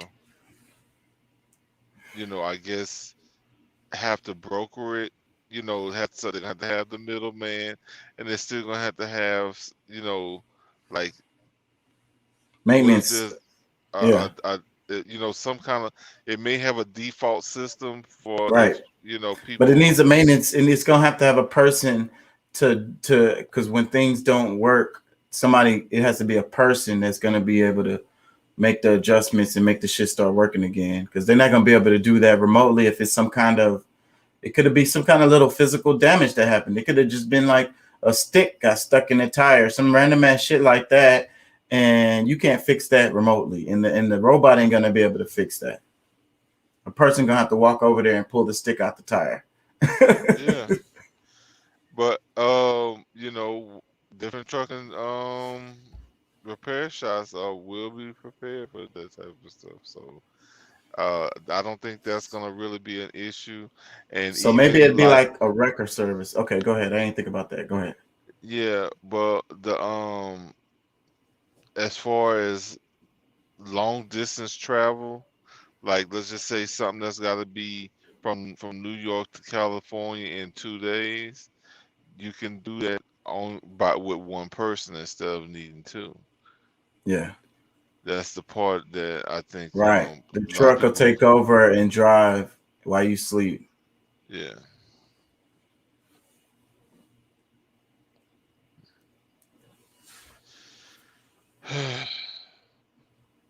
I don't know. It's a lot of stuff that I think is really closer than meets the Yeah, eye. man. That shit. We got off track. I really wanted to talk about. I'm gonna come back to China. I really wanted to talk about the damn migrants and shit. Um, man, don't go to sleep on me. Fucking Yeah, how much I'm still kind of up. Conversation is still good right now. It's not, how much time you got? How much time you got? man. I might let you You log off gotta and just you go gotta on keep to the my stuff. right now. Right now, I'm living on this conversation. So I could have been gone a long time ago. Shit, when I got on the phone, I was like, damn. Like, you know what? All Yeah, right, I'm gonna go on. I might not be able to stay on long, but I'm yeah. gonna show my face. It's 1 a.m. It's 1, and you've been. Did you see some of the stuff? Did you see anything that your boy Curtis did last night on his show? Was that Oh last no, night? Curtis, he said he was gonna do a show. I didn't see it. He didn't send me nothing. No, I didn't see it. I'm gonna pull that up right after we get done. Did he do Yeah. anything short? What's the name of the channel? He went back. What's the name of the channel? Yeah. I don't know. What the DJ? Wait a minute, Deshaun Limited? That's the name of the channel? I think so. That nigga should have told me, man.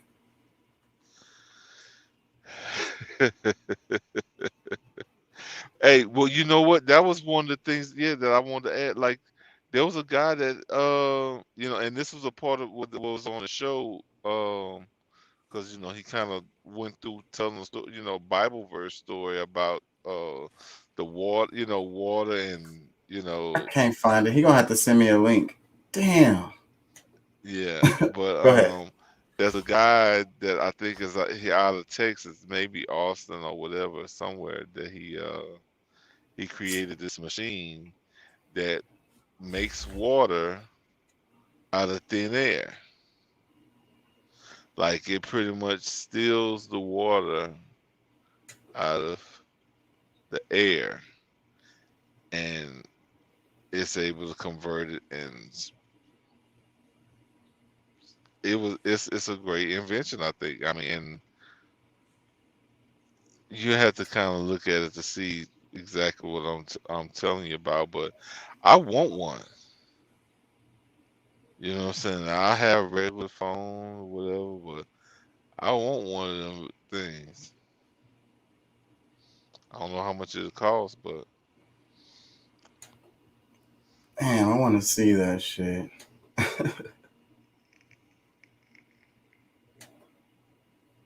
They blocked one of my videos. I gotta be careful. they block one of your videos. Yeah, I just see it just recently. Yeah. I should be able to see who I like this. Somebody like. I can't find this shit. I'm gonna stop searching. I'm getting distracted. My bad, y'all. I got distracted. Yeah, I just kind of ran across it. I was on my way to bed, and Damn, how did you find it? well, I subscribed to it when Oh yeah, go to your subscriptions on YouTube if you subscribed, and then you can find it there. I don't think I'm subscribed. I don't like everybody that follow me. I don't subscribe to them. I mean, I mean maybe that sounds bad, but I don't think I'm subscribed to him. To his regular like where he be, because everybody just be, everybody got a YouTube page. They don't necessarily put anything on it. They just, you have to have a page to be able to leave comments and shit like that. So I don't have that nigga. I don't have that nigga. It's a way for me to look this up, but my brain is then went blank. So let's just move on. Damn, bro. I guess, man, I'm gonna let you go. I mean, if you look like you about to. I ain't gonna lie, man. I'm tired. I've been rolling hard these damn mountains and stuff. I just came out of upstate New York, a bunch of 35, 45 mile an hour roads where it's just those. That makes you even more tired because you gotta drive slow and shit.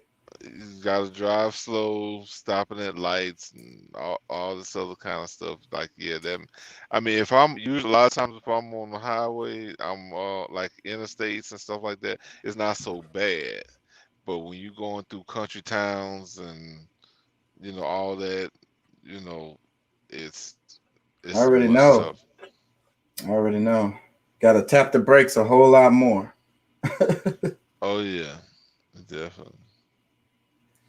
All right, man. Thanks for your time and everything. I try to pop on tomorrow. Maybe we can you can throw at me what you got for the night. I don't know what Well, I'm gonna go into the because you know what, every time I miss a show, every time I'm like not on the show, I'm kind of like I'm in the damn comment section trying to be like I'm answering or whatever, but it's still like not really I doing appreciate anything. that though. That's still good. That's still good. That's like the engagement and the to the material. And Yeah, so, but but it would have been different. Like if I'm actually on the call, I can actually express. Because like it was a good conversation with you and your cousin. that's the one they just blocked. Is it? Yeah, that's the one they just blocked. I don't know what I put in there. Something, maybe it was something we talked about. I'm gonna look at it. Yeah. Okay, well, I got to be careful about the stuff that I play. The sounds, the songs, and shit, and some of the stuff we say too, because I think is some of the words be triggering. I hope they don't give me no strike. yeah. Anyways, like I say, man, thank you for your time, your thoughts and stuff, man. Really appreciate it. Anytime, man. I'll get with you. We'll chat tomorrow. Yeah, I'm gonna go on with the stream so you can come back and check it out. So, because I'm gonna go on to the migration stuff that I wanted to talk about. Go ahead and play the video because, like I said, I mean, if the content is like I can stay up a little Man, because I was I planning got to a at bunch of least go shit. through. I was planning on at least going through hour 2, but It's 1:46 right now.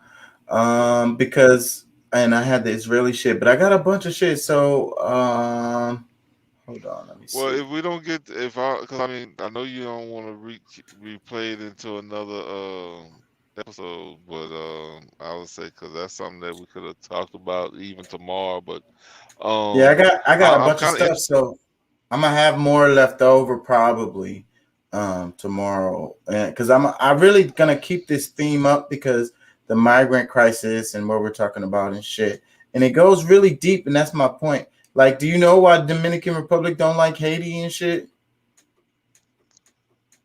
I thought it was because of I mean, they were pinned against each other from a long time ago, and then with the whole French That's and part of it. That's part of it, definitely. yeah, the French and Spanish I guess ideas, even though they're the same people, they tend to be more light skinned though, the Dominicans, and there's a reason for that too. They lighten themselves up. Yeah, they don't like black people. That's the real reason. Even though most of them black. Hey, Pat. yeah. I'm gonna holler at you, man. Yeah, All right, man. Peace and love, man. I'll holler at you tomorrow, bro. Just hop on. All right, bro. Get you some rest, man. All right. All right, peace. Peace. So, yeah. I kind of want to, since I said something about the Dominican Republics and why they hate them, let's go ahead and go into that. Haiti and the Dominican Republic are close, but only in the geographical sense. The two countries may exist on the Caribbean island of Hispaniola, but historically they have rarely seen eye to eye. Tensions due to controversial law changes and the recent hanging of a Haitian man in the Dominican Republic have experts worried that the island is on the brink of a humanitarian crisis. So why do Haiti and the Dominican Republic hate each other? Well, to understand the conflict, we have to go back to 1697, when France and Spain divided Hispaniola in two after battling for control. Haiti gained independence from France in 1804 and subsequently took over the Spanish Dominican side in an effort to free the entire island of slavery. Haiti occupied the Dominican side for 22 years. During that time, the Spanish-speaking Dominicans were restricted to speaking French, and Haitians enforced oppressive rules on labor and the redistribution of Dominican wealth. Although the Dominican Republic eventually gained its independence from Haiti, it's thought that this period of occupation was where their relationship started to sour.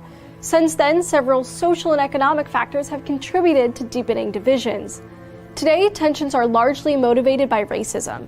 Human rights experts observe that Dominicans openly discriminate against Haitians because they perceive them to be more black, despite both cultures having African ancestry.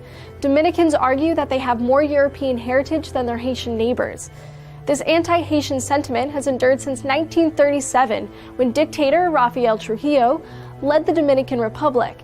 Rafael was obsessed with pale skin, and under his rule, around 10 to 25,000 dark-skinned Haitians living in Dominican border towns were murdered. Economically, the Dominican Republic fares better than Haiti. Experts suggest that this disparity comes down to the way Hispaniola is divided. While the Dominican Republic enjoys plentiful rains, the mountains that border the two nations cut off Haiti's rainfall. The semi-arid climate, coupled with deforestation problems, has meant Haiti's agricultural production is more restricted than the Dominican Republic's. All that being said, when the 2010 earthquake devastated Haiti, the Dominican Republic was quick to jump to its aid, providing food, water, and rescue workers. Sadly, this feeling of goodwill didn't last. So what went wrong? Well, after the earthquake, more Haitians took refuge in the Dominican Republic. However, a recent High Court ruling retroactive to 1930 means that refugees can only be granted Dominican citizenship if at least one of their parents is a legal resident. According to reports, more than 200,000 Haitians are now stateless. Following the decision, Haitian-Dominican tensions have escalated into violence, with reports of Dominicans burning the Haitian flag and open calls for the deportation of all Haitian refugees.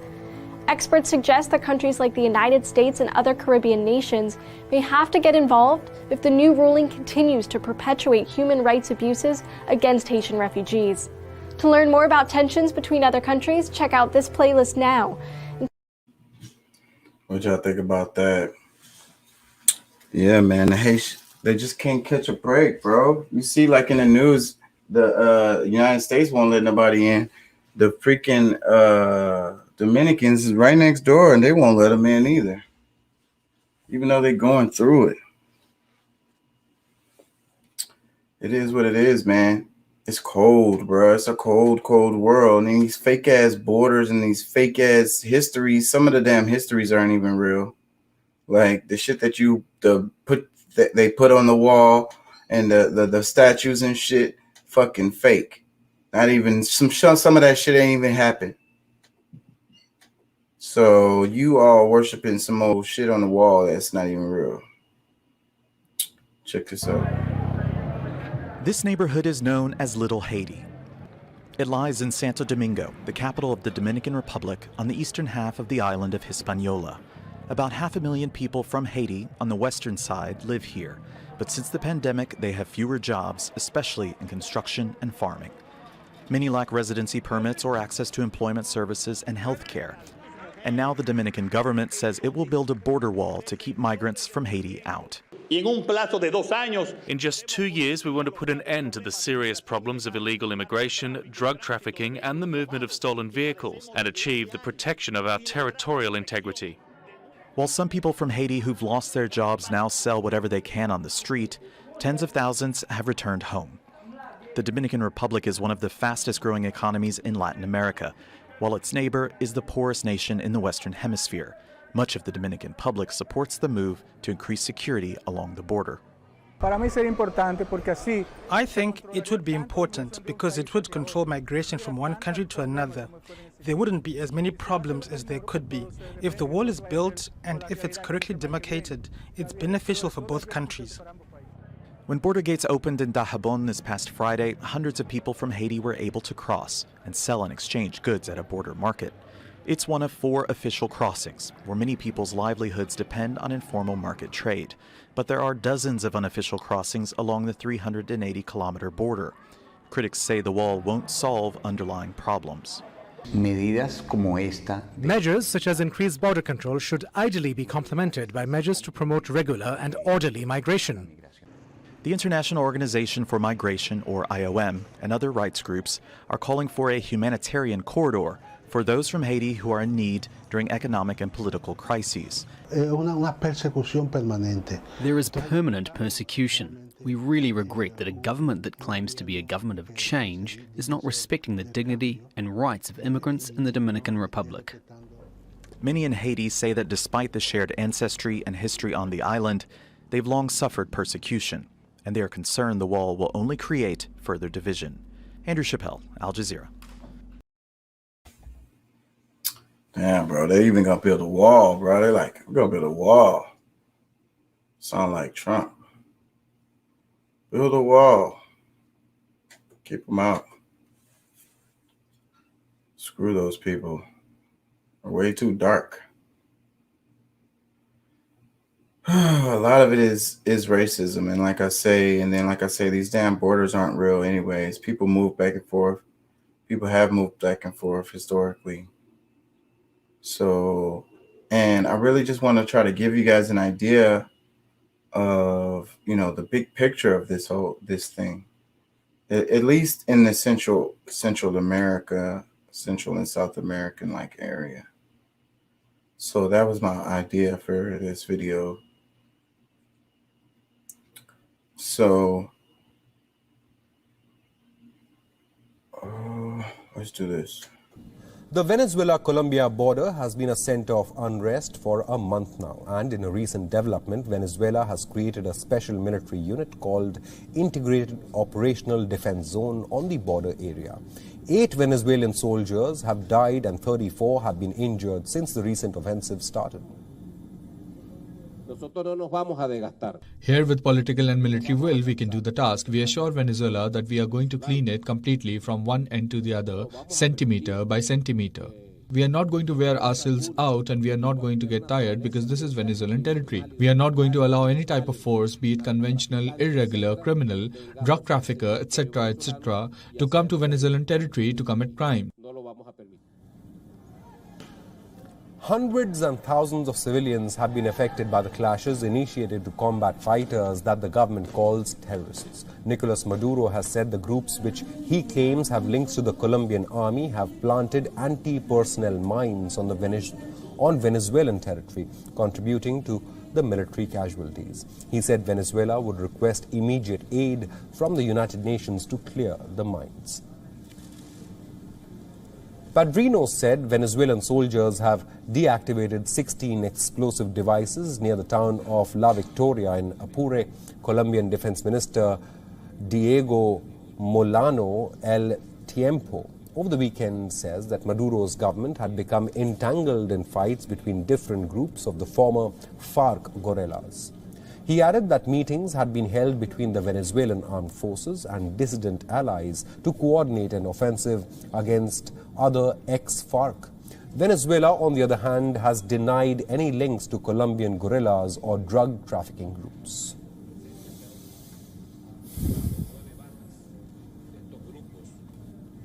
WION is now available in your country. Download the app now and get all the news. Yeah, man. Like I said earlier, I improved my damn timeline recently. Yeah, I'm going to be getting news from all over the world. I was doing that before, but I was reading articles, and then they pay you a lot. So YouTube is free. Well, I pay for YouTube, but whatever.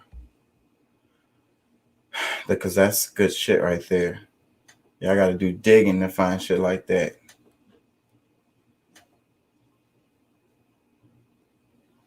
Colonization, yeah. Yep. They hate them. They hate each other. Basically behind the people, you know, when it happened, you know, the people before them, like whoever it was, I think it was the French and the Spanish, what was it, Portugal? Don't give me a line on that shit.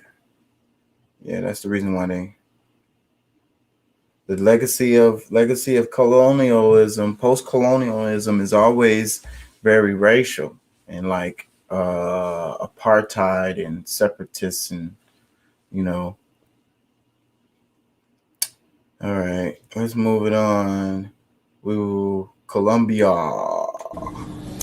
And more than 3,000 people are taking shelter in various locations on the Colombian border with Venezuela. The Colombian authorities say that the group fled from recent confrontations between Bolivarian National Guard and an armed group. The displacement started when dozens crossed the Arauca River that separates both countries.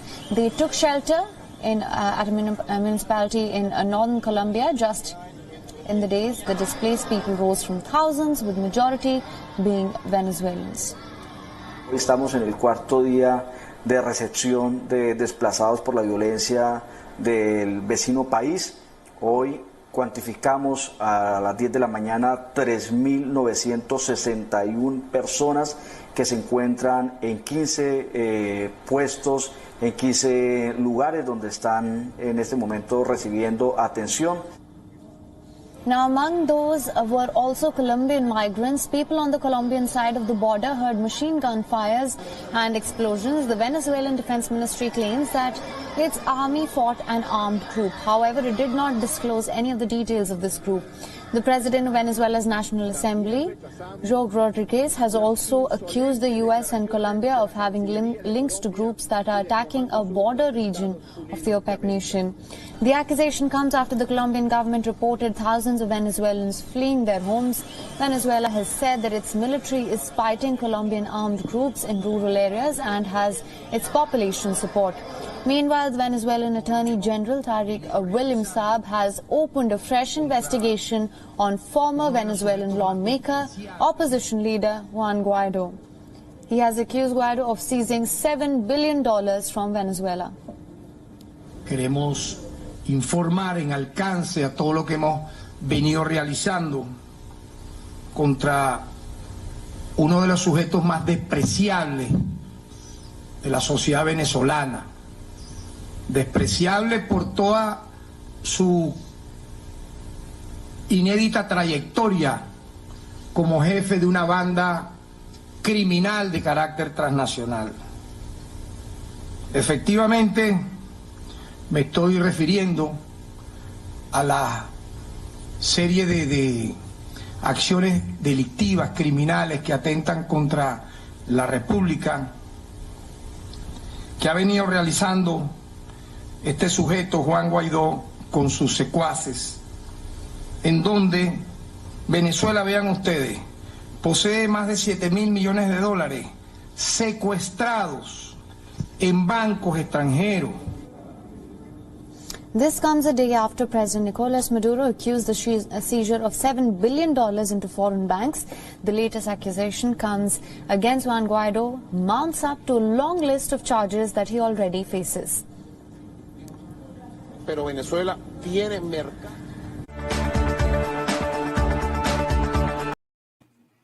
There's like a reoccurring theme with these countries. That's the reason why I'm showing these videos together. Not only that, they're all in the same area. You have to know the geography a little bit, but you know, the theme has to do with like countries that are more, let's say they're more darker. That's one aspect sometimes, or most of the time, few times. They're also more like socialist, if you will. And they're kind of trying to keep their resources for their people instead of letting the private companies come in. So the countries that don't play ball with the United States, and the whole thing with Juan Guaido, I hope y'all know more about that shit, but that really goes deep into connections with the United States, and like the United States deciding who's going to be the like president of Venezuela, like. But the United States does this all the time. But the Venezuelan people are smarter, and they're like, "Nah, we're not feeling that." So that's that. So I mean, if y'all don't know what I'm talking about, I recommend y'all look that up. But yeah. So, anyways, these videos are all connected. This is the Darien Gap, one of the most dangerous and remote forests in the world, on the border between Colombia and Panama. Here, you'll find glimpses of paradise amongst the wilderness. On the Colombian side, the region has been controlled by guerrilla and paramilitary groups who profit from extortion, smuggling, and drug trafficking. Recently, this border has seen another type of crisis. Thousands of migrants from all over the world awaiting their chance to cross the jungle. They come from Haiti, Venezuela, Cuba, but also many countries of Africa. Ahorita se van a meter en la boca del lobo y nadie va a estar velando por ustedes. No, me voy a meter en la boca del lobo y le voy a salir por atrás. Como un estiércol. Leodani and Elidio are from Cuba. They're trying to get to the US. Like them, thousands of migrants pass through here every year, despite the risks it entails. Bastante benéfico han sido con nosotros que por lo menos no han dejado cruzar. No han dejado cruzar no han dejado pasar por inadvertido, vaya, como le dije ahorita. Unnoticed. That's how many of these migrants feel. It's impossible to know how many cross each year or how many die en route.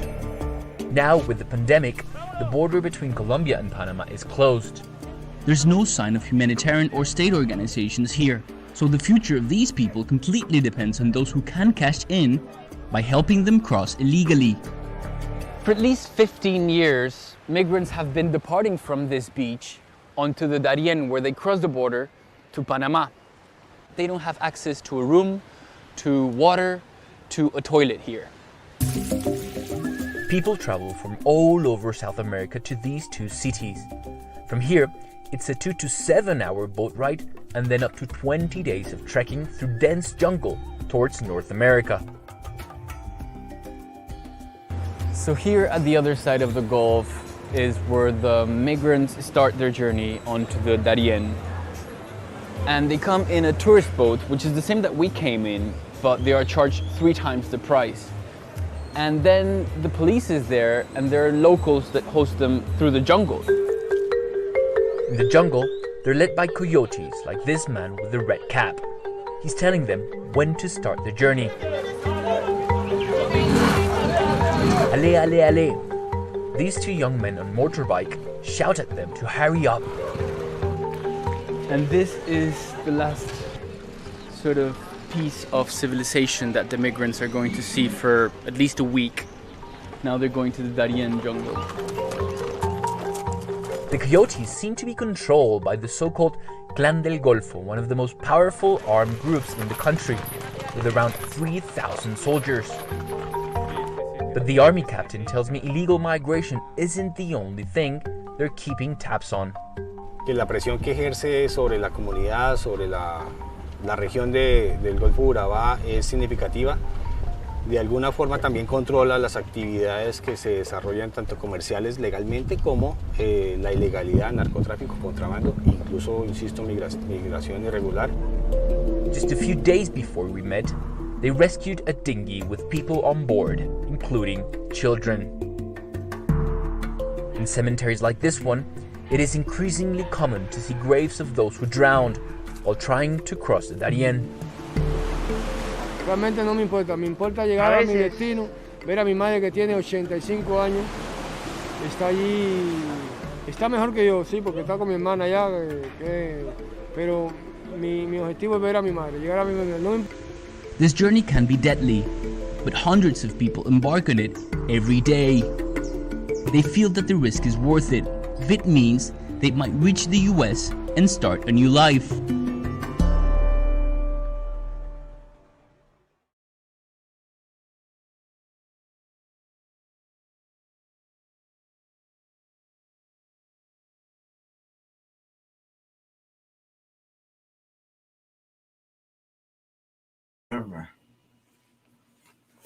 Man, y'all see this? Wait, can you hear me? Y'all see this? These people are not criminals. It's like, you know, what we've done is we've criminalized migration. Just the dude was like, I just want trying to get back to my mom. Like, you know, she's 85. She lives in the United States. Just trying to get over there. Like, this guy's not a criminal, bro. I understand there is a need. Like I say, there's borders are tools. So I understand the need for them. But at the same time, we're criminalizing these people who are just migrants, and humans migrate naturally. So it's like we're criminalizing the natural behavior of humans. Like, that's retarded. Anyways, let's keep it moving.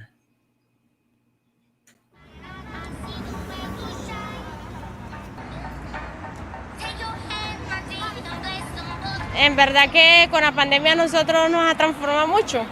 Yo a la niña antes la llevaba a una guardería, ahora no se puede. Y hay momentos que me la tengo que traer acá al sitio donde trabajo. Hay veces personas me llaman para colaborarles en la casa, hacer limpieza. Algunos me los permiten que me la lleve, otros no. Y por la misma situación de la pandemia, el negocio no está muy bien. Entonces tampoco salen los cálculos para pagarle a la chica que me ve la baby.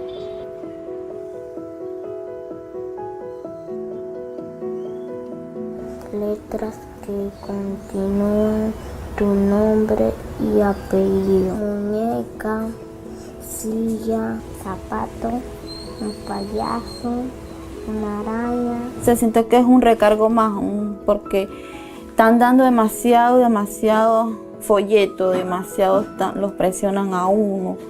Y siento que es algo, muy difícil porque es un trabajo más. Que yo quiero que se acabe todo esto. Se estima que por lo menos 3 millones de niños en esta región no volverán nunca a clases. Mientras más se alargue este periodo de cierre, menos probabilidades habrá de que muchos niños vuelvan. No puede ser posible que se abran los restaurantes, que se abran los centros comerciales, que se abran los casinos, que se abran los cines y que no se abran las escuelas. Sí, la reapertura va a ser gradual, progresiva y segura. Y en la medida que avancemos en la vacunación y que las autoridades de salud nos insten a iniciar un proceso de más acercamiento, nosotros estamos listos para hacerlo.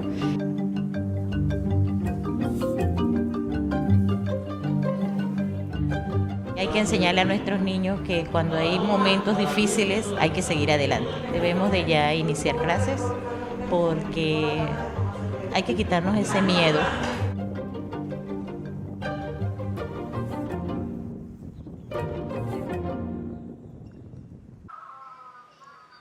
Que necesitamos que nuestros hijos vuelvan a tener experiencias importantes.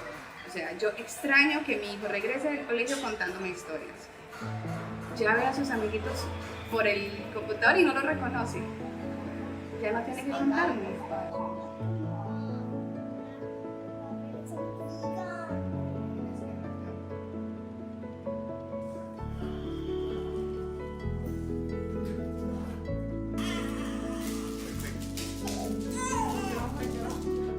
El desarrollo del niño es con humanos.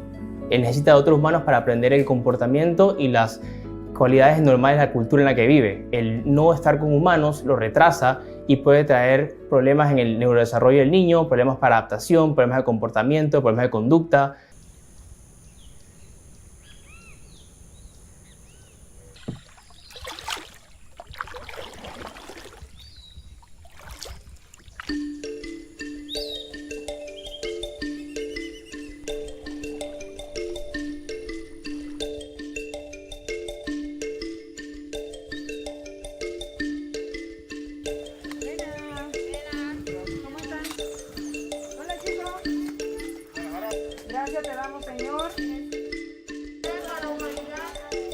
La decisión o la iniciativa de acercarme a esta comunidad o a impartir clases fue producto del problema de conectividad que ellos tienen y que no estaban recibiendo el contenido académico al igual que el resto de los estudiantes.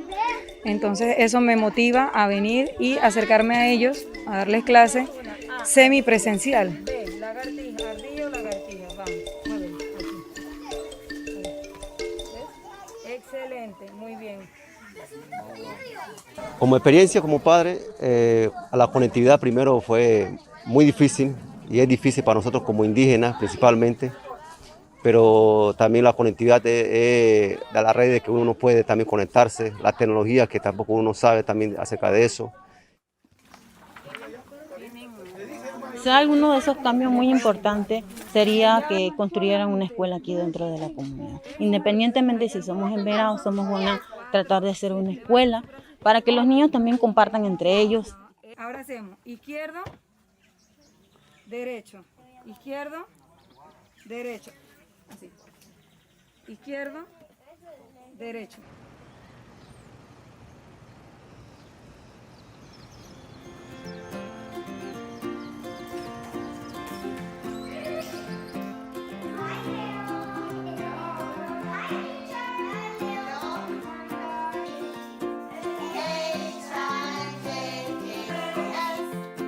salimos del sistema de una vez. La escuela nos dejó solo, no había otras opciones y para nosotros de hacer todo el trabajo, de tener la niña atrás de la pantalla todo el día, no era una opción para nada. Jacobo, name the letter. Eggs. Eggs, amazing. What's just 3 words? Does it have 3 letters? 4. Para ellos es mucho más importante en esta etapa socializar que aprender, porque el aprendizaje pues tú lo llevas y lo acompañas a través del juego, a través de la observación, libros, videos, pero esa convivencia no la aprendes a través de plataformas virtuales.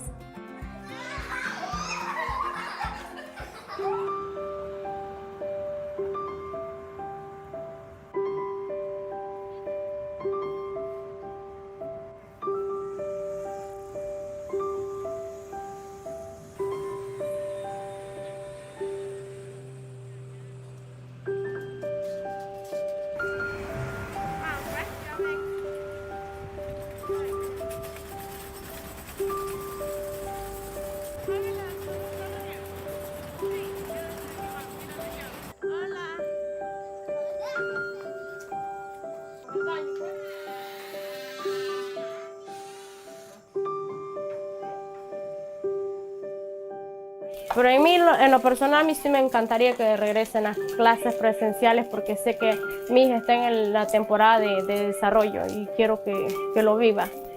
No es igual que yo la tengo en un teléfono, aunque la maestra le esté hablando por la pantalla. Es que no es lo mismo.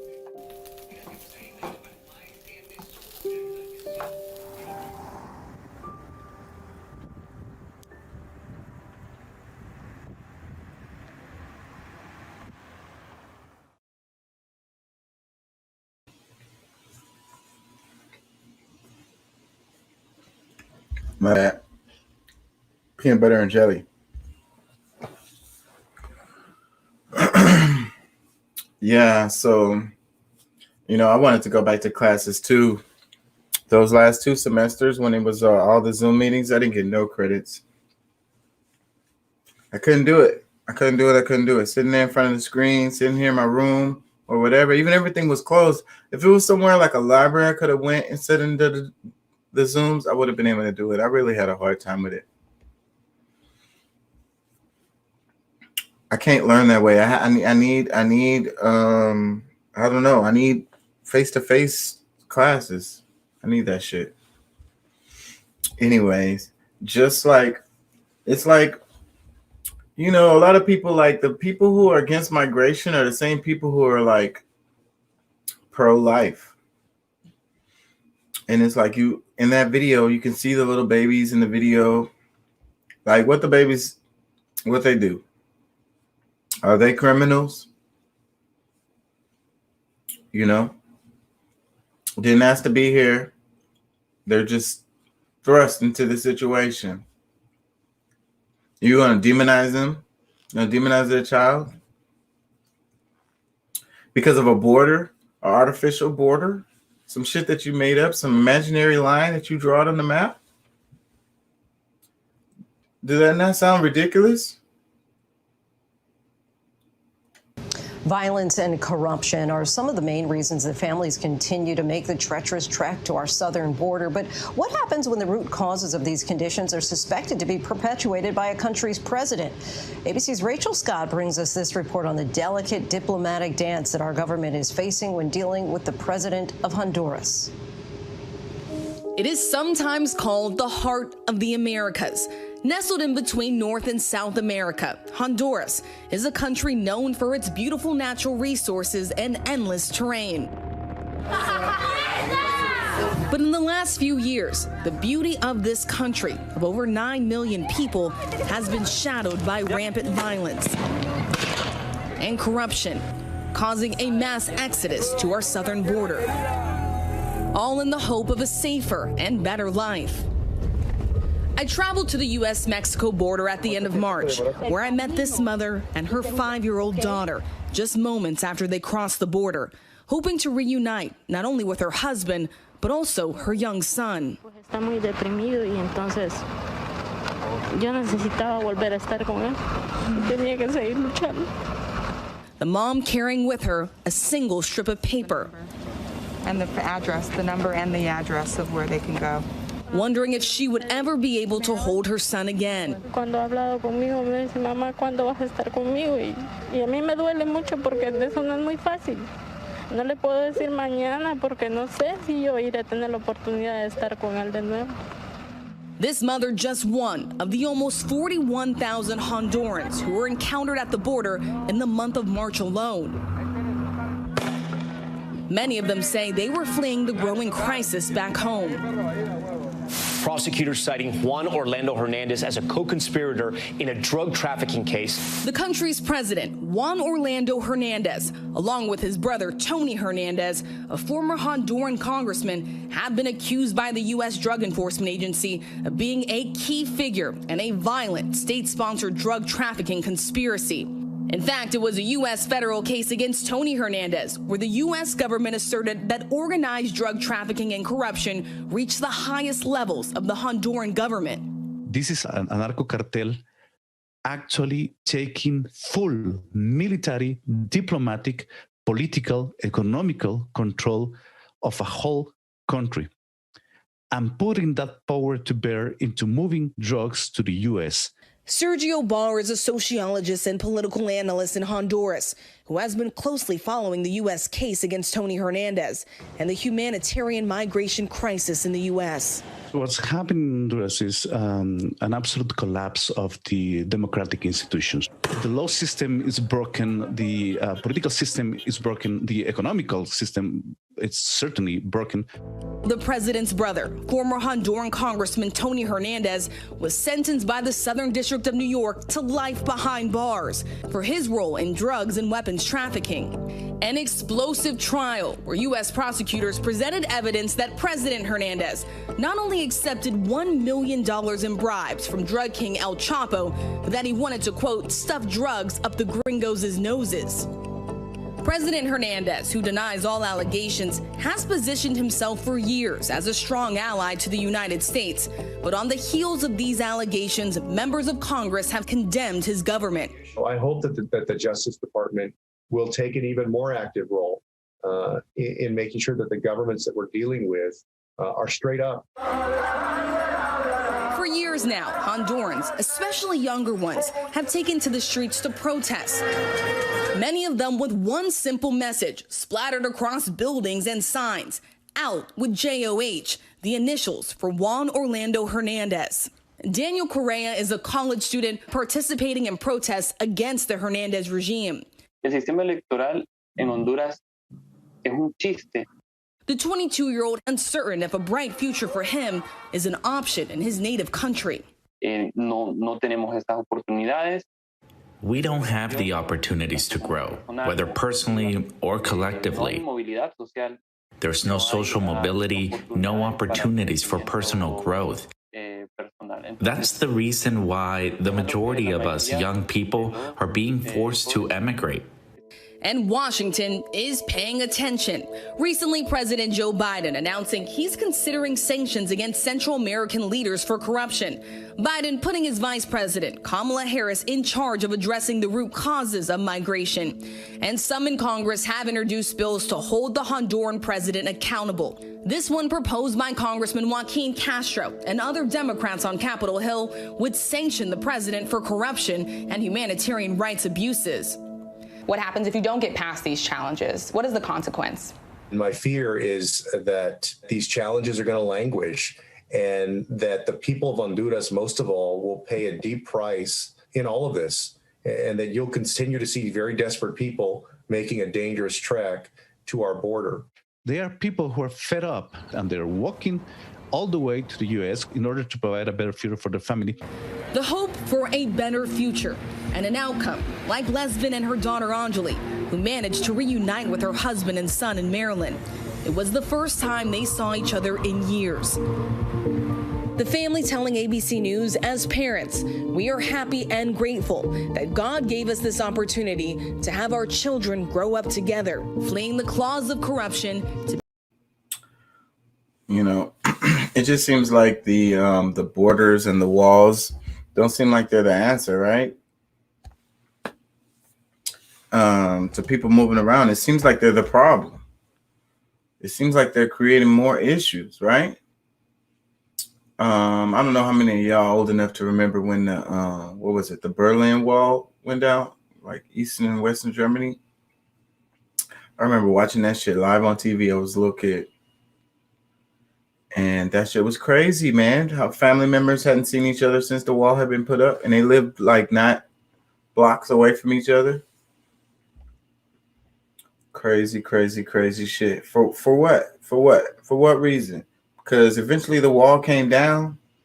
The people just start picking at the wall. It's crazy.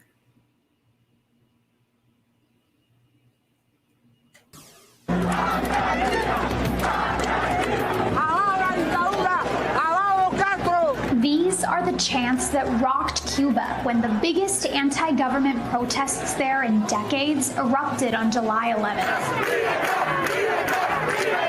It's a rare sight on the island where public demonstrations of this scale against the ruling Communist Party rarely happen.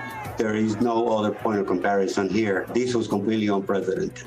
It's a result of what we keep calling a perfect storm of factors affecting the Cuban people. Cuba has been distraught with severe food and medicine shortages, which have gotten worse during the pandemic.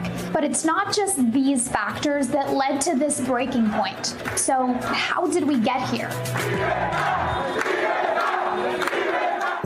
The Cuba we know today was established on January 1st, 1959, after Fidel Castro's guerrilla army toppled President Fulgencio Batista, a dictator who was backed by the U.S. for his anti-communist stance. Castro established a socialist state. I am not communism. I am not agree with communism. But quickly began to strengthen ties with the Soviet Union until he eventually declared that Cuba would shift to communism in 1961. The following year, President John F. Kennedy ramped up America's 1960 embargo on Cuba, prohibiting all trade between the nations. Cuba must not be abandoned to the communists.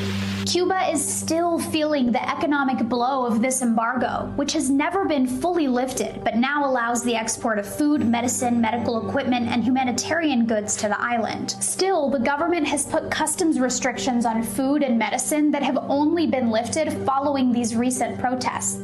The United Nations estimates that Cuba has lost approximately $130 billion due to the embargo, and Cuba's economic crisis is at its worst since the fall of the Soviet Union in 1991. Things have gotten so bad that Cuba scrapped a ban on most private businesses in February. These include jobs like taxi driving or running a restaurant, both of which can pay more in a day than the average Cuban makes in a whole month, because the government doesn't control how much workers in those roles make. In contrast, the nation's revered doctors, who are government employees, make around $70 to $100 a month. This hostility to the private sector leaves many Cubans living off their government salary and rations. Cuba is also notorious for squashing dissent, holding thousands of political prisoners over the years, including more than 1,000 arbitrary detentions in 2020 alone, according to the Cuban Human Rights Observatory. A fierce crackdown on freedom of expression against the government is another reason behind the mass exodus of Cubans to America. Approximately 1.4 million people have fled the island since 1959, notably to places like Miami. Today, Cubans still left on the island are lining up for hours to buy whatever food and medicine they can get their hands on due to the shortages. This was the situation on the island of 11 million people before protests began on July 11th and then spread around the world. As word of the protests spread on social media, Cuba shut down the only internet provider on the island. You have an increase connectivity between Cubans because there are more cell phones in Cuba. And that allowed Cubans to bypass the government monopoly of information. People saw what happened in one town and then went out into the streets, and then it went to another town. It was sort of a chain reaction. Cuba's government said the protests were financed by the U.S. and that Cuban Americans instigated the unrest on social media. It also blamed U.S. imperialism and the embargo for the protests. But critics and some experts say that that's a distraction from what protesters were really calling for. Queremos una elecciones libres, que no pongan un presidente a dedo. Nosotros lo queremos escoger, porque tenemos derecho como cualquier ser humano. Protesters are demanding change at the top. After 62 years of communist rule under Fidel Castro, his brother Raúl, and Miguel Díaz-Canel, who was handed Cuba's most powerful political position in April. There is a growing crisis of political legitimacy for the government. You can earn your legitimacy by being a popular leader like Fidel Castro was, but the current leadership doesn't have that kind of legitimacy. They have not been elected. They are not heroes. Why should they obey them? On July 17th, the Cuban government held a pro-Cuba rally in Havana, where tens of thousands of supporters showed up, according to officials. Since then, the streets of the capital have been calmer on both sides, but there's still a heavy police presence. So far, only 110 out of 615 people who were detained in Cuba as a result of the protests have been let go, according to Cubalex, a human rights group based in the US. The nation's internet access is slowly rolling back out, but it's still not widely accessible, even in normal times. And the government's saying it won't be shifting from communism anytime soon. So it's unclear where Cuba will go from here. Hey, NBC News viewer. That video was hard to watch. I almost stopped it like 3 or 4 times. But I like to let shit finish because, you know, I don't want to get the perception that I'm trying to clip stuff and bend it. But that damn story was so slanted, right? It was like, it's the Cubans' fault, basically. That's what I got from it. That's what the chick was saying overall.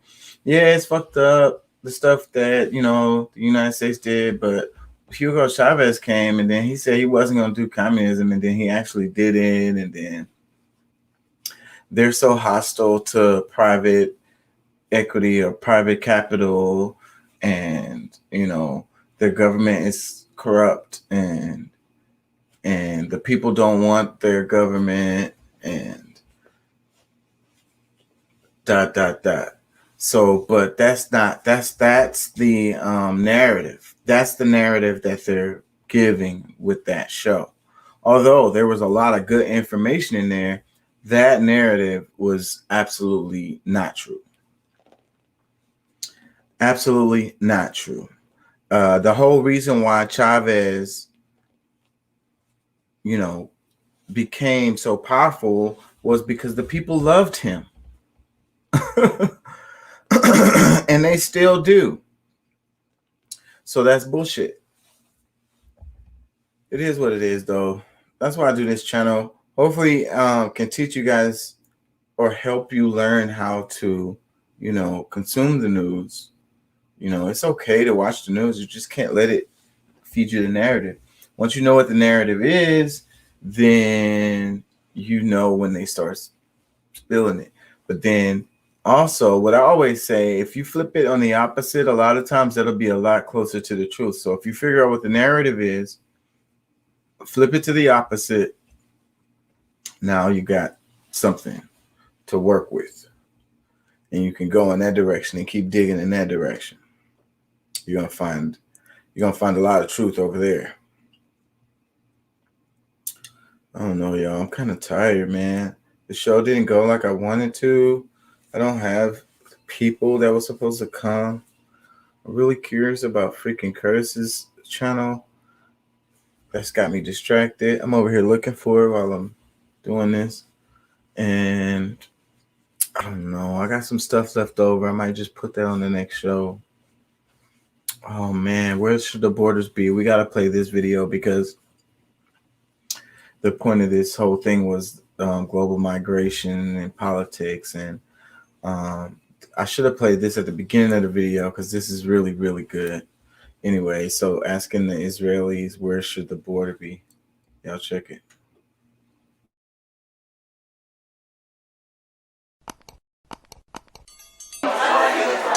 איפה אמור להיות הגבולות של ישראל? וואי, איזו שאלה. אל תכניס אותי לפוליטיקה. לא? אין לך דעה, או יש לך דעה, לא רוצה להגיד? איפשהו בין אין לך דעה אני חושבת שאני לא מספיק יודעת בשביל לחוות דעה. אוקיי. אז בוא נגיד ככה, אני מעדיפה להימנע משאלות כאלה. איפה אמור להיות הגבולות של ישראל? קודם כל, הגבולות, נכון שמהתורה יש לנו איזשהם גבולות, אבל כיום אתה צריך להתחשב בכל העולם, ואתה חייב לתת לכולם את החופש ואת המקום כדי לחיות בו, וכמובן שיהיה סחר הדדי כדי לעבור או זה, כדי שבאמת להרגיש איזשהו חיבור לכל העמים. אתה מדבר על הפלסטינאים פה, כאילו. לכולם, אין לי שום בעיה. אבל איפה אמור להיות הגבולות של ישראל? גיאוגרפית? גיאוגרפית, איפה במפה? גיאוגרפית, איפה במפה? במפה, לפי דעתך. כיום זה בסדר, כמו שהיום זה נמצא, זה בסדר. Okay. Where should the borders of Israel be?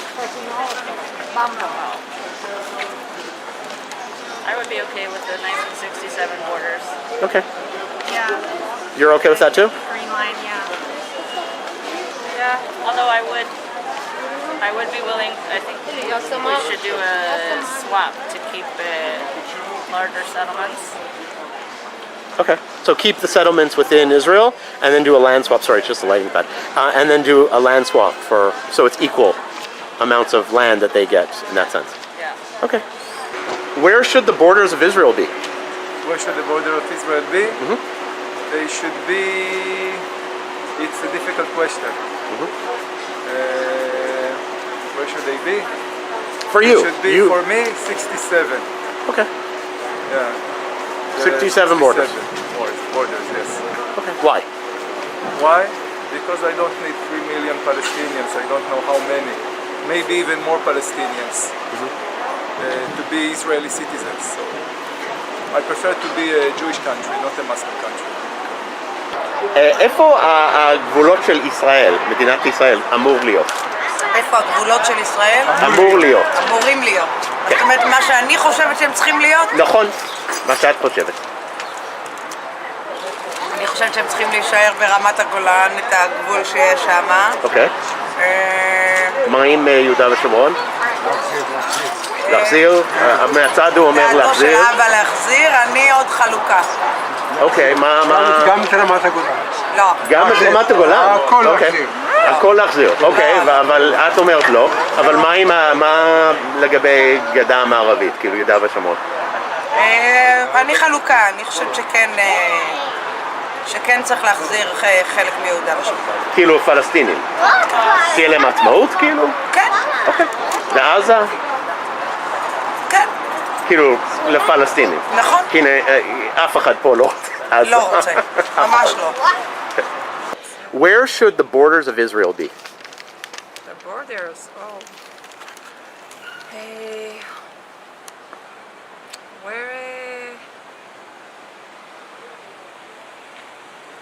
Where the people live, where we don't need to afraid to go from one settlement to another.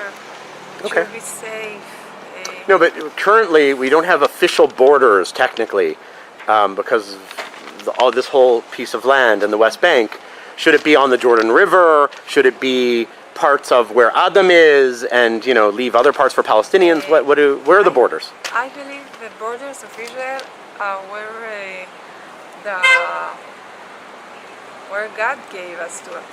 So Jordan as well, parts of Jordan. No problem, but we have no problem that other people which are not Jewish will live there and will act like citizens should be act.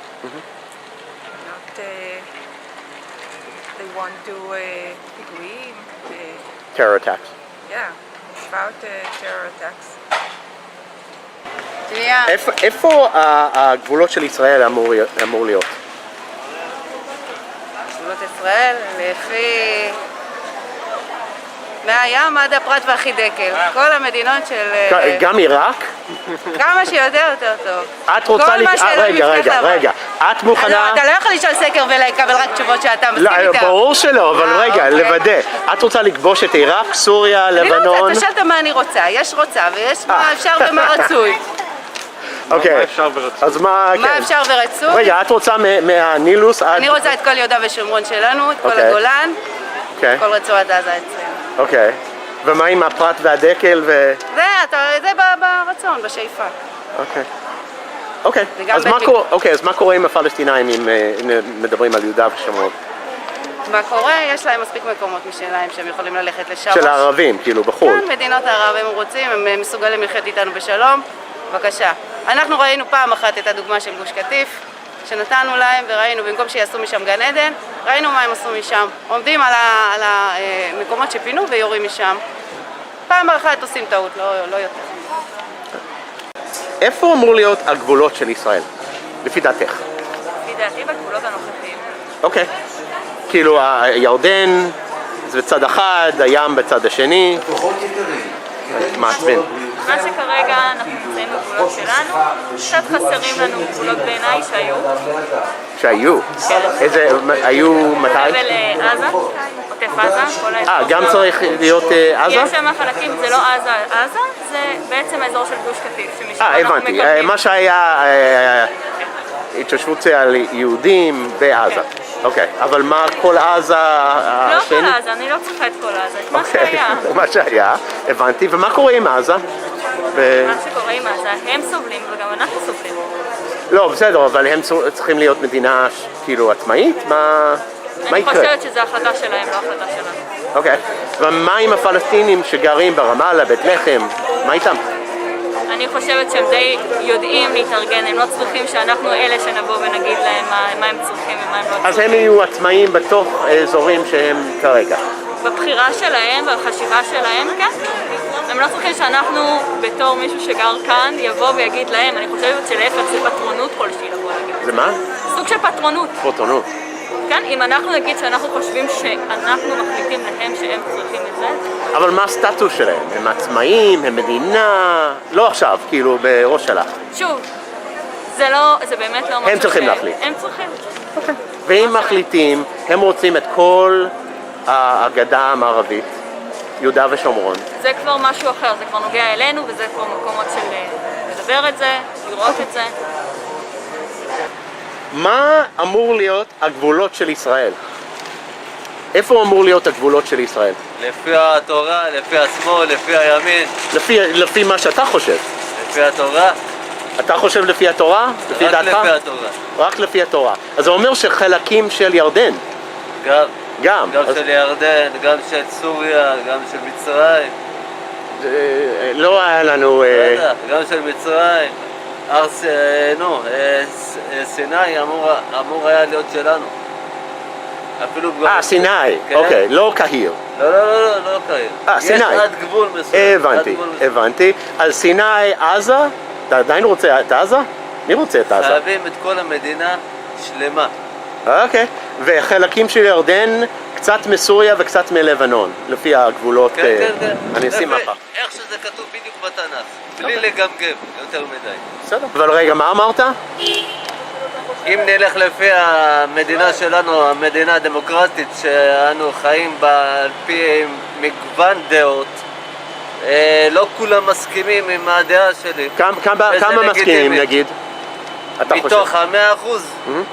אני אולי משער 70%. 70% מסכימים? לא, שלא מסכימים. לא מסכימים. לא מסכימים. שהם רוצים גבולות איפה? הם מבחינתם שהם יגורו איפה שרוצים. מי שרוצה, שיחיה איפה שהוא רוצה ויגור איפה שהוא רוצה. זו התפיסה היום ב-2020, ואו-טו-טו אנחנו כבר נכנסים ל-2021, זו התפיסה הרובצת אצל כולם. העיקר רק שהוא לא יפגע בי. שיגור איפה הוא רוצה, רק שהוא לא יפגע בי, לא עשה לי רע. Please support the Ask Project. The way I'm able to do this is for you guys to donate. Man, that dude's channel is so awesome. You guys go check his stuff out. Man, asking the Israelis where should the borders be, and then it's like there's no actual borders, and it's really confusing if you really know what's going on. But because of the settlers, it's like the people they buy houses, and then they just go and they just take over people's houses too. So it's growing basically. So where the borders are, nobody freaking knows. Nobody knows where the damn border is because it's. And then the one lady who said all the way to the Euphrates River. Whoa. That's fucking like pretty damn extreme right there. That sounds like an empire. What if some of them are thinking that way and they do have the military for that shit and they are pretty hostile towards those countries? Ooh, I never even thought of that shit. They could have a agenda, a long-term agenda already to expand because they're expanding into Palestine. Israel wasn't there. I mean, Palestine keeps getting smaller and smaller and smaller. Now Palestine doesn't even show up on the map. It's not even a recognized place. So maybe the long-term plans is to just keep on moving into that way, expanding from what they say, from the bank, from the shore all the way. Ooh. I never thought of that shit. That's pretty heavy. I think I'm going to play that video again tomorrow at the top of the show because a lot of people probably didn't make it this far. And hopefully me and Pat can talk about it. Or maybe I'll find another one that's like that. Because that's really good shit.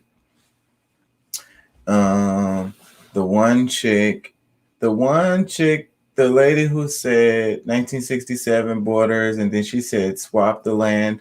That sounds pretty damn, I ain't gonna say reasonable because the whole thing, that's not reasonable. But I think that it can happen if mostly, I think mostly it would be the Israelis that would push back the most on that idea, the 1967 borders, and then swap land with some of the settlements because they want the major settlements to be able to stay where they are. So then just give some Palestinians some land within the Israel area. Ooh, I don't see the Israels doing that. But if they did, yes, I think that was, I mean, it maybe not settle it once and for all, but that would be something. That would be talk about peace in the Middle East. That would be a huge step. That's a great idea coming from the female. And then they probably don't even listen to their women. They hardly listen to their women. So they're not even going to hear them. So it's great that that dude was on the corner, you know, he's on the street asking these people these questions because that lady's voice probably will never get heard otherwise. I'm tired, y'all. I think I'm going to wrap it. I want to produce good content for y'all, so I don't want to be making trash, and I'm tired. So, let me play this.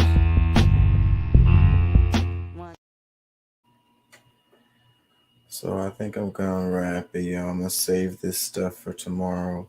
Wait, one more video about the Muslims. Yeah. One more video because that kind of relates because I was just playing the Israel things, but this only relates because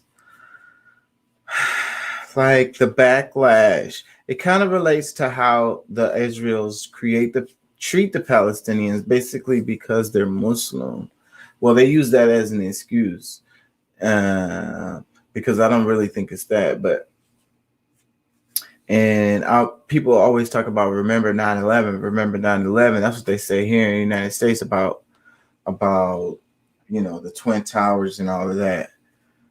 So, but after that happened, there was a huge racist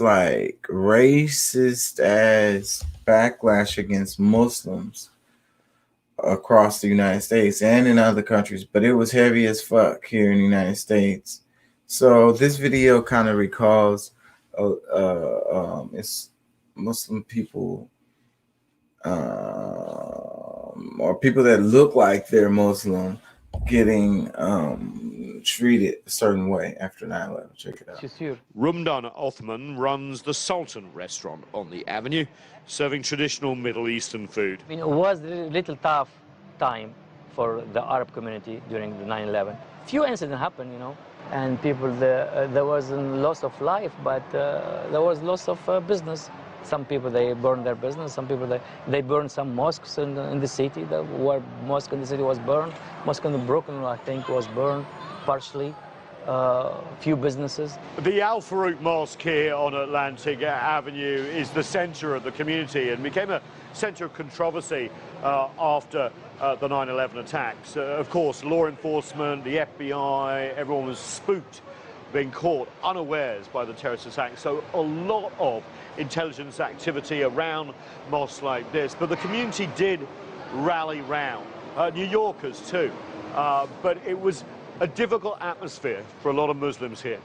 Many Muslims, American citizens often, were spied upon after the Patriot Act vastly expanded powers available to law enforcement.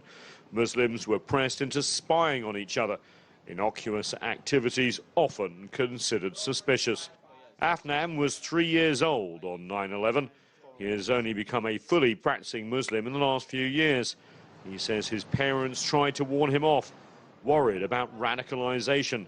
Afnan, however, feels no stigma, just his faith. Honestly, when I started practicing, my parents thought I became like an extreme person or something. Maybe I got influenced to start practicing and stuff. Because my parents are kind of like, weren't too practicing, you know. But right. So, yeah, but you know, not too much. We try to stay away from people who are extreme, you know. But the Muslim community here have had other things to worry about over the last 2 decades. Relatives caught up in the wars unleashed by the US after 9/11, and also relatives trapped in the Syrian and Yemeni civil wars. Also more local concerns. Rapid gentrification of Brooklyn has encouraged many Arab business owners to cash in, sell their properties and move out. Restaurant tastes have changed too. Focus has shifted from excellent ethnic food to expensive, hip new eateries. And then came COVID-19. Rumdan says his business is down more than 80%. He doesn't know how his restaurant will survive. COVID will probably kill more Arab-owned businesses here than prejudice, fear and intimidation ever did. Nathan King, CGTN, on Atlantic Avenue in Brooklyn. They barely touched on it, but it was a lot of freaking things going on after 9/11. Even Indian people was getting it. It's that racism, man. And how can you demonize a whole damn group like that? This shit is so crazy. There's extremist Christians. You know, there's extremist Jewish people. You know? There's extremist political people, like nationalists or whatever you want to call it. You know? You can't demonize the whole group because of the acts of these people. Even if they do have a following. I don't know. It's really just common sense. Like I said, bro, I'm tired. I'm gonna wrap it. Peace and love, y'all. I'm gonna give y'all a good show tomorrow, I promise.